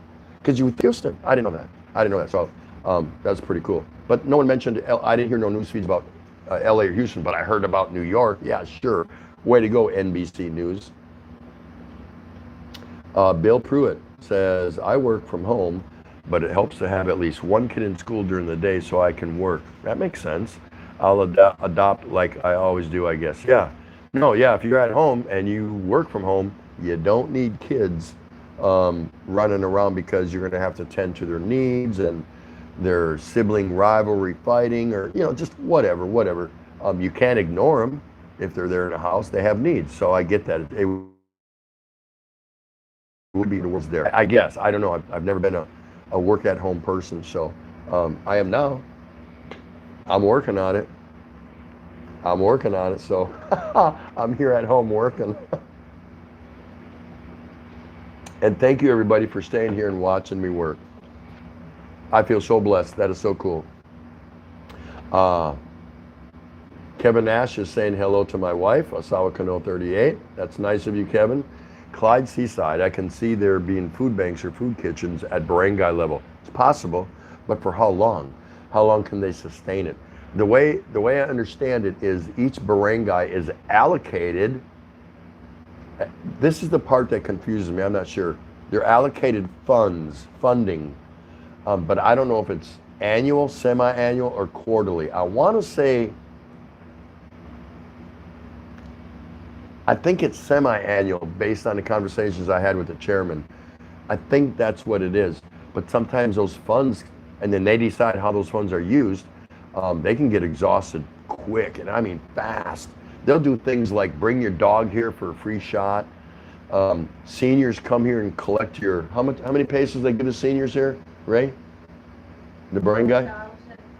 When the brain guy on the speaker says seniors come here and get your free, they might give them 1,000 pesos, seniors that have residency certificates that live here, 20 bucks, you know, so the money goes fast, but how it's spent, I don't know, so many different ways. Kevin Nash's Kitchen, and I call him K&K. You guys can't, I can. No, I gave him that, but anyway, just so you know, when I say K&K, that's Kevin Nash. Laughing Out Loud, thanks for the shout out. Sure wouldn't have done that for you. No, I wouldn't have done it for me either. That's messed up, huh? Bill Pruitt, give me a grill or a campfire, and I'm a world-class cook, but I'm not so good with ovens and stovetops. Yeah, Kevin does, not only does Kevin Nash cook Western foods, pot roast, and side dishes, and burgers, and just all kinds of your traditional Western foods, but this dude goes out on a limb and he cooks Philippine dishes, or if you challenge him with something within reason, he'll cook things that I'm like, why is he cooking that? Has he ever had that? Does he know about that? Does he like it? But sometimes I'm really amazed at what Kevin Nash's Kitchen actually whips up. And it's really cool. It's really cool. I think he's drunk most of the way through his prepping time and stuff like that. No, I don't know that. Bill, yeah. But also, a reason why I brought that up is because Kevin Nash also will do a lot of different meats on the grill. And his setup and his prep and his delivery is really good. So worth checking out, And if you hook up with him, maybe you can tell him, hey, Kevin, can you cook this? I've been wanting to know how or whatever. Maybe he can, maybe he can't, but there's one way to find out. Kevin Nash Kitchen, start a new job on the 6th of April with 3 to 4 week school. Hope they don't cancel my training. Oh man, yeah. I remember you talking about that. What was that job again? Was that cooking from the inside cab of a tractor trailer truck? No, I don't know. I'm just messing with him. Real Men Cook is in the house. Another cool channel. Go check him out. He's got a lot of different stuff. But you check it out. I'm telling you, check it out. You might like it. Tom Patrick, I have never seen a loan paid back here ever. Yeah. Unless you secure collateral or, yeah, you got to be careful when you loan money over here. They want to pay you back. They do. I believe this. I absolutely believe that if you loan money here in the Philippines to your neighbor, to your wife's cousin, your wife's brother, yada, yada, yada, yada, they do want to pay it back. The problem is they can't.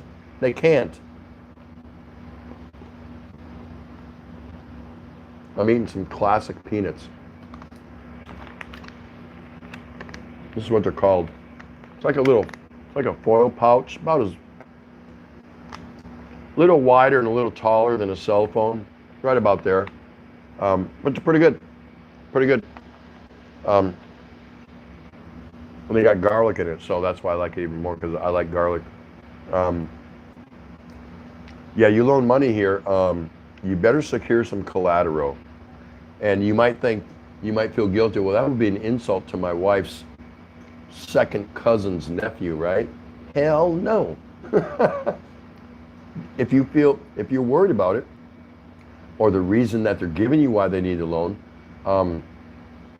if you give somebody 1,000 pesos, 20 bucks, okay. No big deal, right? You give them 2,000 pesos, that's 40 bucks. You give them 2,500 pesos, that's 50 bucks. Is that going to make you go broke? No. But here's how I look at it.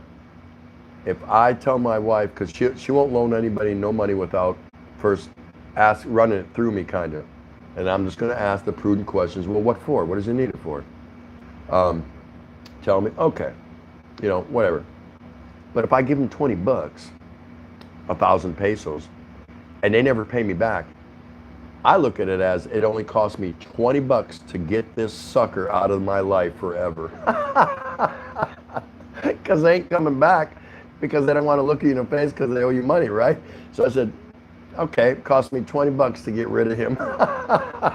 Just the way it goes, just the way it goes. So you can, and I don't loan money. I look for other avenues. I look for ways of, what do you need it for? Oh, really? To pay your electric bill because they're going to shut it off? Tell you what, here's what I'm going to do. I'm going to go to the market, send my wife to the market, and I'm going to buy you a half a sack of rice, some vegetables, or this, that, and the other, a little bit of laundry detergent, a little bit of dishwashing, a little bottle of dishwashing liquid, whatever. Now you don't have to worry about buying that. Now you can pay your electric bill, because you don't have to buy that. I'll buy you this stuff, and now you don't have to pay you can go pay your electric bill. I've just saved you money, right? They don't like that, but I don't care. I'll buy you something, but I don't want to hand out money, because it's not that I'm cheap or anything like that. It's just, it ruins friendships, it ruins families, all that kind of stuff. I would just rather not do that. These garlic peanuts are good. And I'm snacking. I'm sorry, I'm just hungry. Not hungry. I ate a good meal, but in the mood to snack a little bit. March 6, 1963. Malot's 1963. I'm sorry. Correct me if I'm out of line, but I haven't felt like this since 9/11.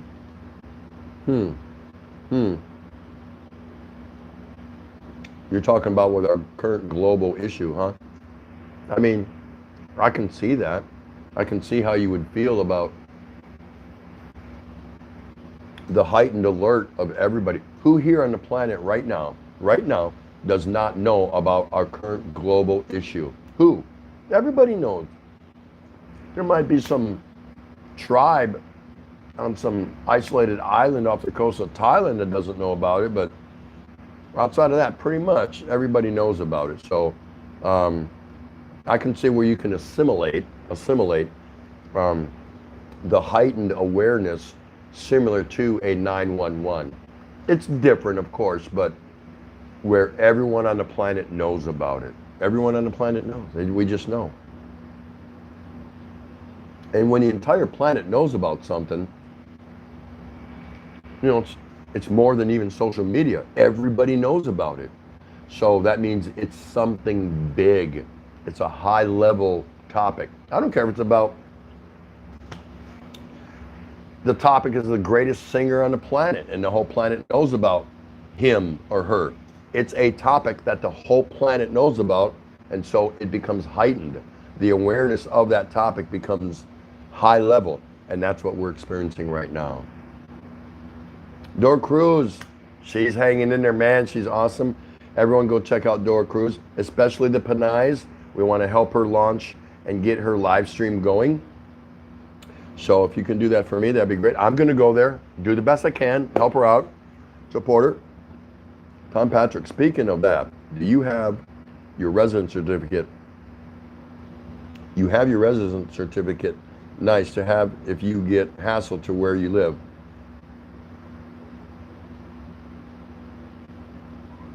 I'm just rereading that again. No. If I'm around here, everybody knows me. My barangay knows me. All the guys that night patrol, and I even have some females that night patrol in the barangay, they know me. If I step further out of my barangay, I can go several directions and people still know me. If I drift a little too far, I know the area. A few people might know or recognize me, but then I might have some issues. But yeah, if I have a residency certificate, which I have, we got that when we first got here, and it didn't cost anything. And it's even notarized. It just says, Tim Larson lives here at Barangay 75 at this address effective this date. I'm good. They know I'm here. I think if that's what you're asking, Tom, yeah, it's not a problem for you. Not a problem. How's everyone doing? It's so nice to see everybody. Breaking Traditions is still in the house. Hey, meet up with somebody, everybody. It's time for my little plug again, because you are on The Daily Show. And that is, if look for somebody you don't recognize, write that down. Look, it's a paper, it's a pen. Write it down. Dora Cruz, Breaking Traditions, one or two. And when you get time, go watch a little bit of them and decide for yourself, hey, I kind of like this. I want to hang out with this person. They may open up doors for you. You may open up doors for them. Just saying. Shooting Star, hello. I'm back. I had to leave for a little while. That's all right. The cost is only a 6-pack. The time you were gone, I drank 6 beers, so you owe me 6 beers, Star. I think that's reasonable, right? And Jeannie's still here, or she's back. Can I have some Happy Peanuts? Yeah. Happy Peanuts. They're happy. But you know what? They taste just like Planters in the States. Planters peanuts, only they got pieces of garlic, fried garlic in it. So I think it's really cool. And how much does this cost? Like, what would you say? 40 pesos. 40 pesos. Oh my gosh. 80 cents for this big bag of peanuts that if you did the blind test, you would think they were Planters. What do you think of that?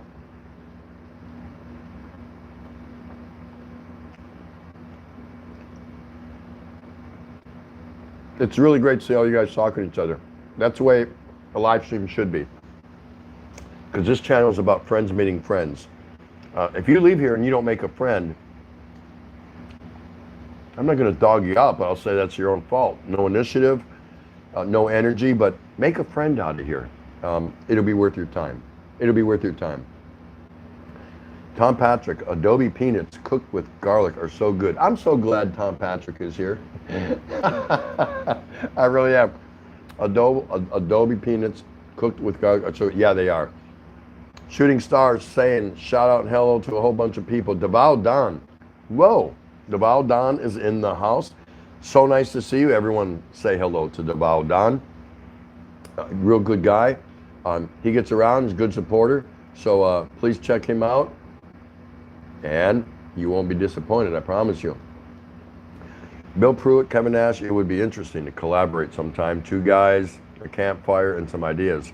Could be interesting to see what gets cooked up. Look at that. Look at that. Amazing. You would probably do well to hook up with Breaking Traditions too. I'm sure he could show you a thing or two about cooking out in the woods. Just saying. I'm just saying. He doesn't do cooking shows, but I'm pretty sure he knows what's going on out there in the woods. That's awesome. That's awesome you guys are carrying on that way. Cheat Horse is there. Wow, nice. Real Man, of course, Kathy Opalawan, Real Men Cook. Hey, saw your notification. I'll get back to you later. Yeah, just some really cool people. There's not a bad person in this room, guys. I'm telling you, or I'd be dogging them out. I would be all over them. I know all these channels, everyone here is so cool. Thumbs up for our host from Shooting Star. Thank you so much, Bruce. Appreciate that. Go visit Cheat Horse, Good LS, and bunch of people. Yeah. Breaking Traditions. Markets down over 2,400 points. Yeah, I think we kind of expected that, right? That the markets, stock markets, are going to be, but I think mostly, I don't know. I don't play stock market, but I'm pretty sure we could expect that with so many businesses shutting down, so many people out of work, all the sporting venues and tourist places are all done, shut down. So that's going to slow commerce down to a degree. The sporting venues, NBA, NCAA college basketball, March Madness, golf, pro golf, PGA, soccer in Europe, and all. Guess what? They're not going to order any stock, food, drinks, this, that. they're not ordering any of that because they know nobody's coming. They're shut down. So that's going to have a rippling effect everywhere. It's just like throwing that little pebble into a calm puddle of water, and we know what happens. The ripples just keep going out and out. So yeah, it's going to be a little difficult. It's going to be a little bit fun. Oh, I get thumbs down since I started. I couldn't tell you that. I don't know. I don't care. I don't care. Doesn't bother me. And these are people that don't even come into the show, I'm guessing. Pretty sure. These are people that click on, hit the thumbs down, and they leave. So, you know, that's cool. That's all right. We're no big deal for that. Shooting Star, I will email you a six-pack, Tim. What am I supposed to drink that?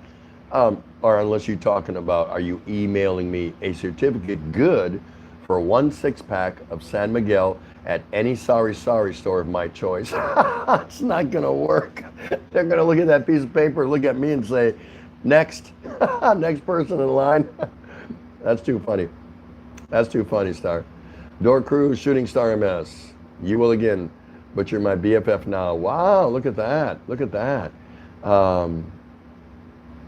Let's see. Kevin Nash Kitchen, out of South Carolina 38. You need garlic breath to cancel Tim out. Yeah. That doesn't get that bad. I got something that takes care of that, Kevin. I got it right here. Deval Don is saying hello to a whole bunch of people. So the lockdown has gotten a little tighter. President Duterte tonight announced that he has delegated down to the barangay level, the lowest level of government official, for them to decide how movement will take place within their established area, their barangay. So we don't know what that means, but we're going to find out. We're going to find out. Right? Moles 1963, off to sleep soon. I'm one of the lucky ones. I still have a job. Take care all. See you all next time. Cheers. Hey, man. So nice to see you. Thanks for coming out. Everybody say goodbye or give a shout out to Malo's 1963. He's always been here on my channel, so I consider it a regular. That's important to me. So if I'm any bit important to you, give him a good night, and you know, let's send him off the right way because we want him back here, right? Solid Cano 38. Thank you, Shooting Star, back from your house. Good night again, Malo's 1963, and thanks for coming out. I really appreciate that. Real Men Cook. How you get 10 thumbs down? Yep, laughing out loud. You're not killing the trolls fast enough. Yeah. I haven't seen it in here, at least that I know of. The only troll I've seen in here, I think, so far is my wife. That would be Asala Cano 38. I haven't been able to catch up to her, but I think she's a troll. I think Ronnie is a troll. Would that be funny? Well, that. Hello, Shooting Star. Don't know you. I like your personality. Very cool. I really like Tim's outlook on life. Really cool. No, I don't think so. I don't think so. Real Men Cook. You need more mods to snag them. Probably. Now we're doing okay. I think we're doing okay. And trolls don't bother me. I don't really care about them. I don't. I stay active and involved with my guests. So they come and they go, and doesn't bother me that much. But hey, I appreciate you good looking out, real men. Let's see what else we got here. Kathy O saying hello to Ronnie Lott. Look at that. There you go. K&K, Kevin Nash's Kitchen. Great. Now she needs a beer. Whoa. Who did that? Nope. Oh, that was the fan. That was the fan that time. All right, there you go. You're good. Trolls are afraid to comment here, but at least it means we don't have to read their BS. That's right. That's right, Bill. Yeah, they don't bother me that much if they come in. I don't care. You're going to get them. It doesn't matter. Tell you what happened was when I started tubing April last year, and then I took 4 months off. October, November, December, January. I didn't do any YouTube. I just kind of disappeared. I told a few people, but because I had some business issues and things to take care of, me and my wife. So anyway, back then, and I was small. I was really small, and I mean, I was really small. I never got a thumbs down, and I would actually tell my wife, I said, I never get a thumbs down. How do, you know? And I hear about all these people getting thumbs down, and like I got one day, something like around June or July, and I was like, hey, I got a thumbs down. I was like excited. I was like, you know, woo, you know, celebrate. I got a thumbs down. Didn't know from who, didn't know why, didn't matter.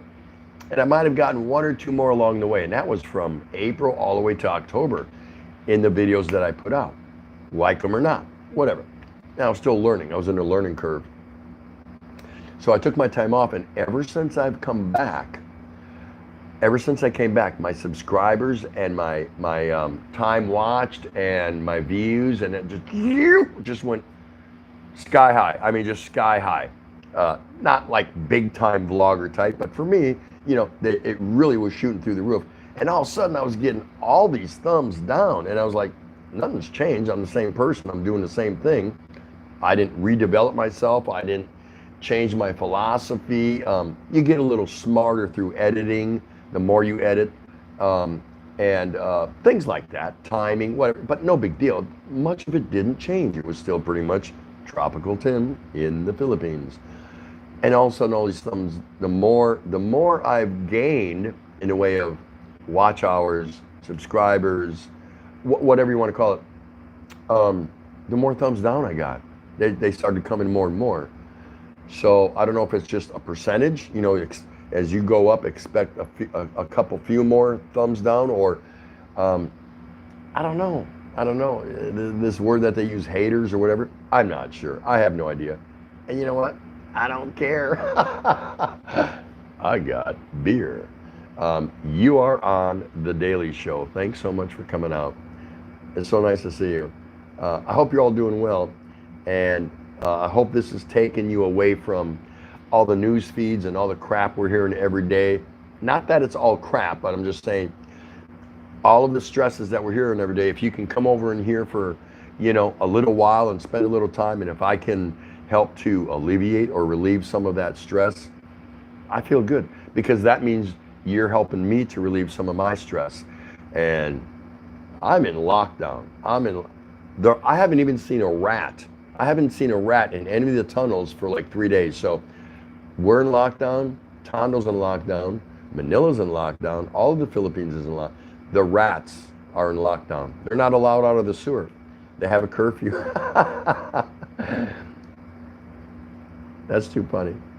Oh my God.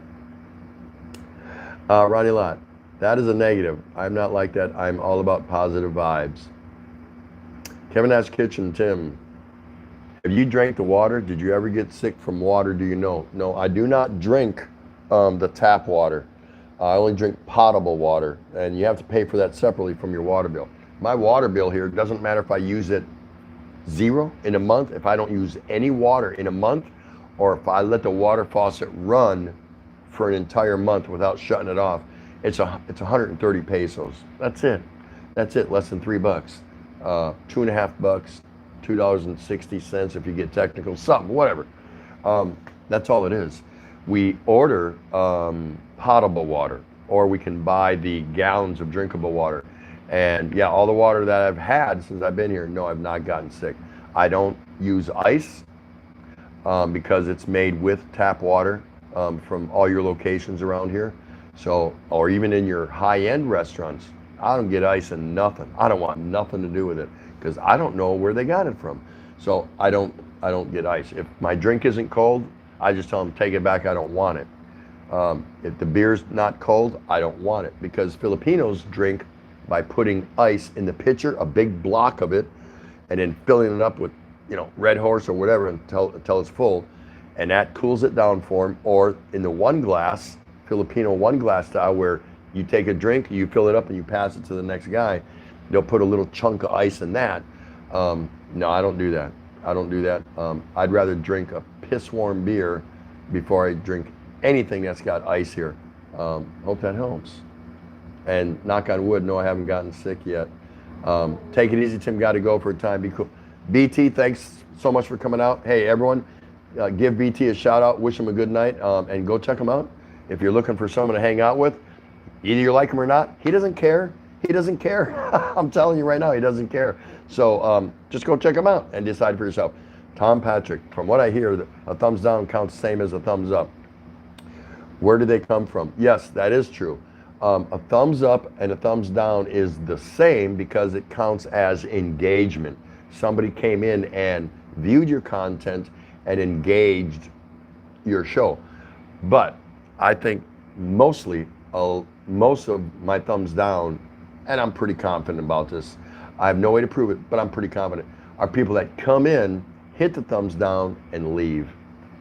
That's it. You can do it. You can do it right now. You can go to 20 live streams, hit the thumbs down, just go in, hit a thumbs down, and leave. Or you can hit a thumbs up and leave. You can do it. You don't have to stay and watch. And that will stand, as far as I know. As far as I know. If somebody knows better than me, tell me. But yeah, thumbs up and a thumbs down just means engagement within that chat room.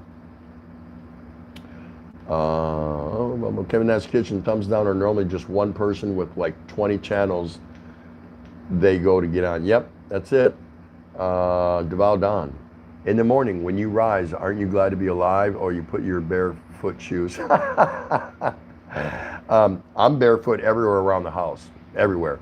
And I've got, oh my gosh, I've got several different types of shoes. I've got my Nikes, you know, my walking shoes. I got a couple different pairs of those. I've got my big, thick, heavy Velcro strap sandals. I only wear my shoes and socks when I'm traveling extensively, far, or all day. If I'm going intermittently for a good walk around, I'll strap up my big, thick sandals. If I'm just going out here to the sorry store, I just put on my flip-flops, my slip-on sandals, whatever you want to call them. So that's pretty much what I use. But I do have dress shoes because I also have a barong, a Filipino formal dress shirt, and it's really cool. And it's made out of corn silk. No, what? Pineapple silk. And they're really cool. And you've probably seen them. If not, you can go look at them. Because I've already been to three ceremonies. Where it called for wearing a barong. And you should see when I step outside and the Filipinos here and Philippines, they see me, a white boy, in a formal barong. It's long sleeve, it buttons all the way up to the neck, with black trousers and black shiny dress shoes. They just look at me and they're like, what is this? What is that? Who is he? Where's he going? So it's pretty funny. It's pretty funny. Bill Pruitt, any reply, whether thumbs up, down, or comment, actually help a channel? I guess the trolls trying to destroy channels don't know that. Yeah. Yeah, take care, BT. Nice to see you. Normal 15-liter bottle here is like $5 US. Oh, you're talking for water. Yeah, that's right. That's right. Water here is cheap for some reason. For some reason, water here is really cheap. So we got these big blue 5-gallon jugs, whatever, and it's 25 pesos to fill that of the potable drinking water. And they put an official seal on it, on the big cap where they fill it, and on the spout below, they put an official plastic blue seal on it. That costs 25 pesos, which is 50 cents. But we always give our boy that brings it 30 because he takes it up and down our stairs for us because we're on the second floor. So I give him a little extra. That's fine. He likes it. He's cool. He always comes through for us. Is the total number of impressions that's important, thumbs up or down total? Yeah, I've heard that. I don't understand it totally, but that's what I understand. Does that make sense? G-Taurus, I have thin skin, thumbs down experience like 22 or more. It hurts until I'm used to it. Yeah, but you're used to it by now. I know you are. I know you're right now, you're at the point where you don't care, right? As long as they come in and they do something. Give me a thumbs up or give me a thumbs down, right? So, what do you think? Hey, can you give me a break real quick? Yeah? 2 minutes? Let's see. So right now it's 46 impressions. Well, that's pretty cool how you figure that out, Deval Don. I didn't know about that. Stay cool, everyone. Peace. Ronnie Lott. I hope you come back. Thanks so much for coming in and conversating with us. We really appreciate you. Definitely return to the Daily Show. Deval Don is suggesting to wash hands 20 seconds and sing dun dun dun dun dun dun dun dun dun dun dun my scrotum. Oh wait, not my scrotum, my Sharona, right? Oh my gosh, that's too funny. Gerald Liam, anybody who does not have a washing machine and relies on an external laundry service can try to explain to the PNP that clean laundry is essential for survival and they should stand aside. That's right. We take our laundry. We don't do our laundry by hand because they're gonna stretch it out because they clean them. It's clean. I mean the Filipinos when they wash your laundry, it is as clean as you can possibly imagine. It's clean, but it stretches out the waistband and everything else. So we don't do that. I take my laundry to Quickie Licky. So if you don't know about Quickie Licky, you need to go see my video from last year, and it's called I Need Quickie Licky, and you'll see what I'm talking about.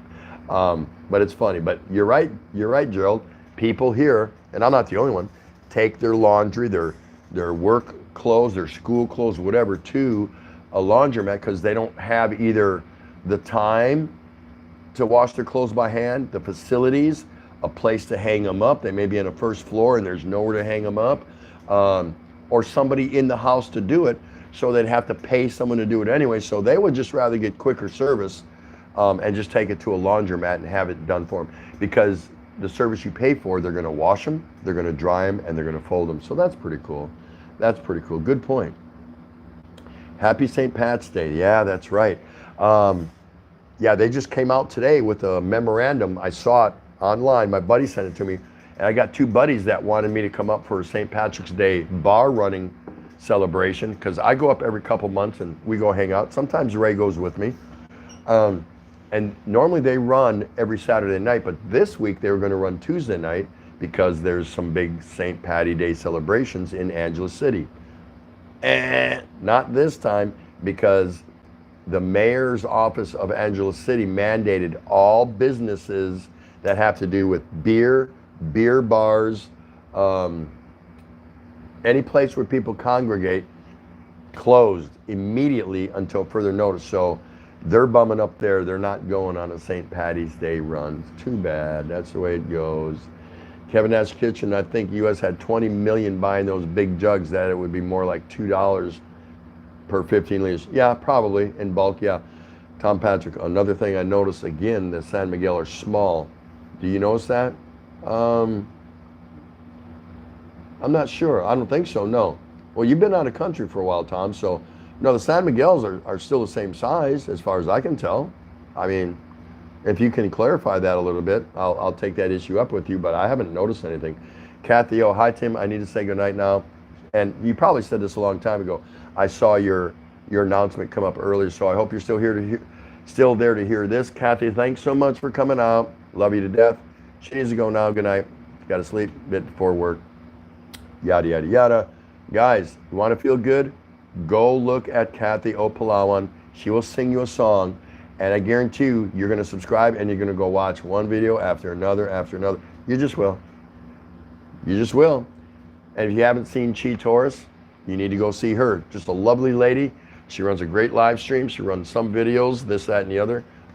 It's all good. It's all good. Chi Torres. Jeannie says she needs to say bye for now. She needs to cook something, but she doesn't know yet. No, I get that. I get that. That's cool. Nothing wrong with that. Dora Cruz. She's still there, Dora Cruz. Have a good night, Jeannie. Thanks so much, Kathy. If you're still there, you could hear me. Good night, Chi. Yes, good night, Chi. I'm staying for one more beer. Yes, do it. I'm stepping aside to use the little boys' room. I'll be right back, guys. Here is Asawa Cano 38, my lovely wife, Ray.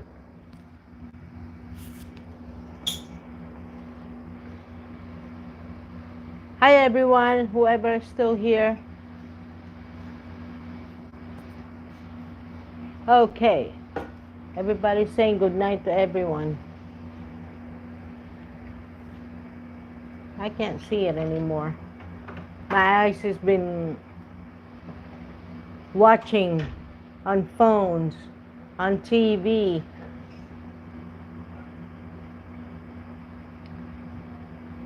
Shooting Star saying take care to Chi Taurus.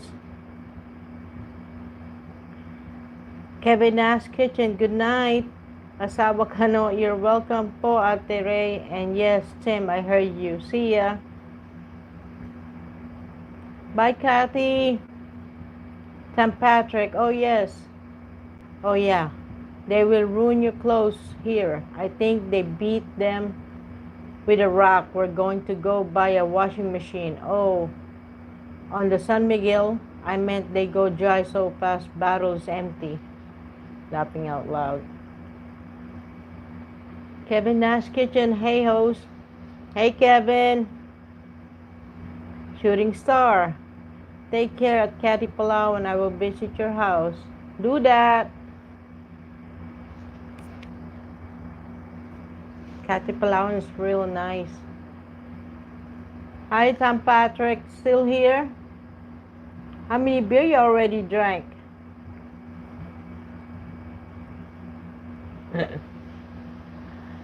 My eyes starting to get red. Ooh. I was watching somebody else's live and videos. And he's back, yay! Okay, nobody else is saying anything now because she left. What, are they shy to talk to you? I was shy to talk to her, just a little bit anyway. So, yeah, I think that's it, guys. I think we're gonna call the stream here.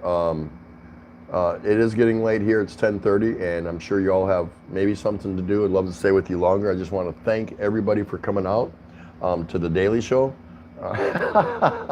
because we have nothing else better to do. We are in lockdown.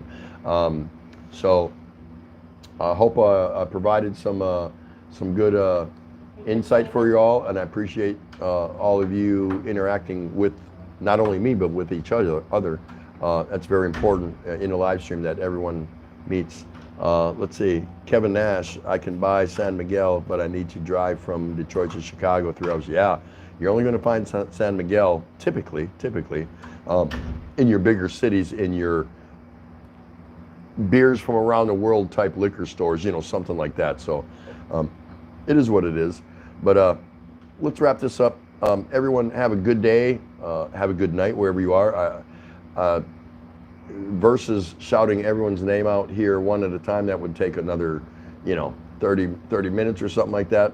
I'll leave that alone, and I'll just say I appreciate everybody coming in here. I don't forget.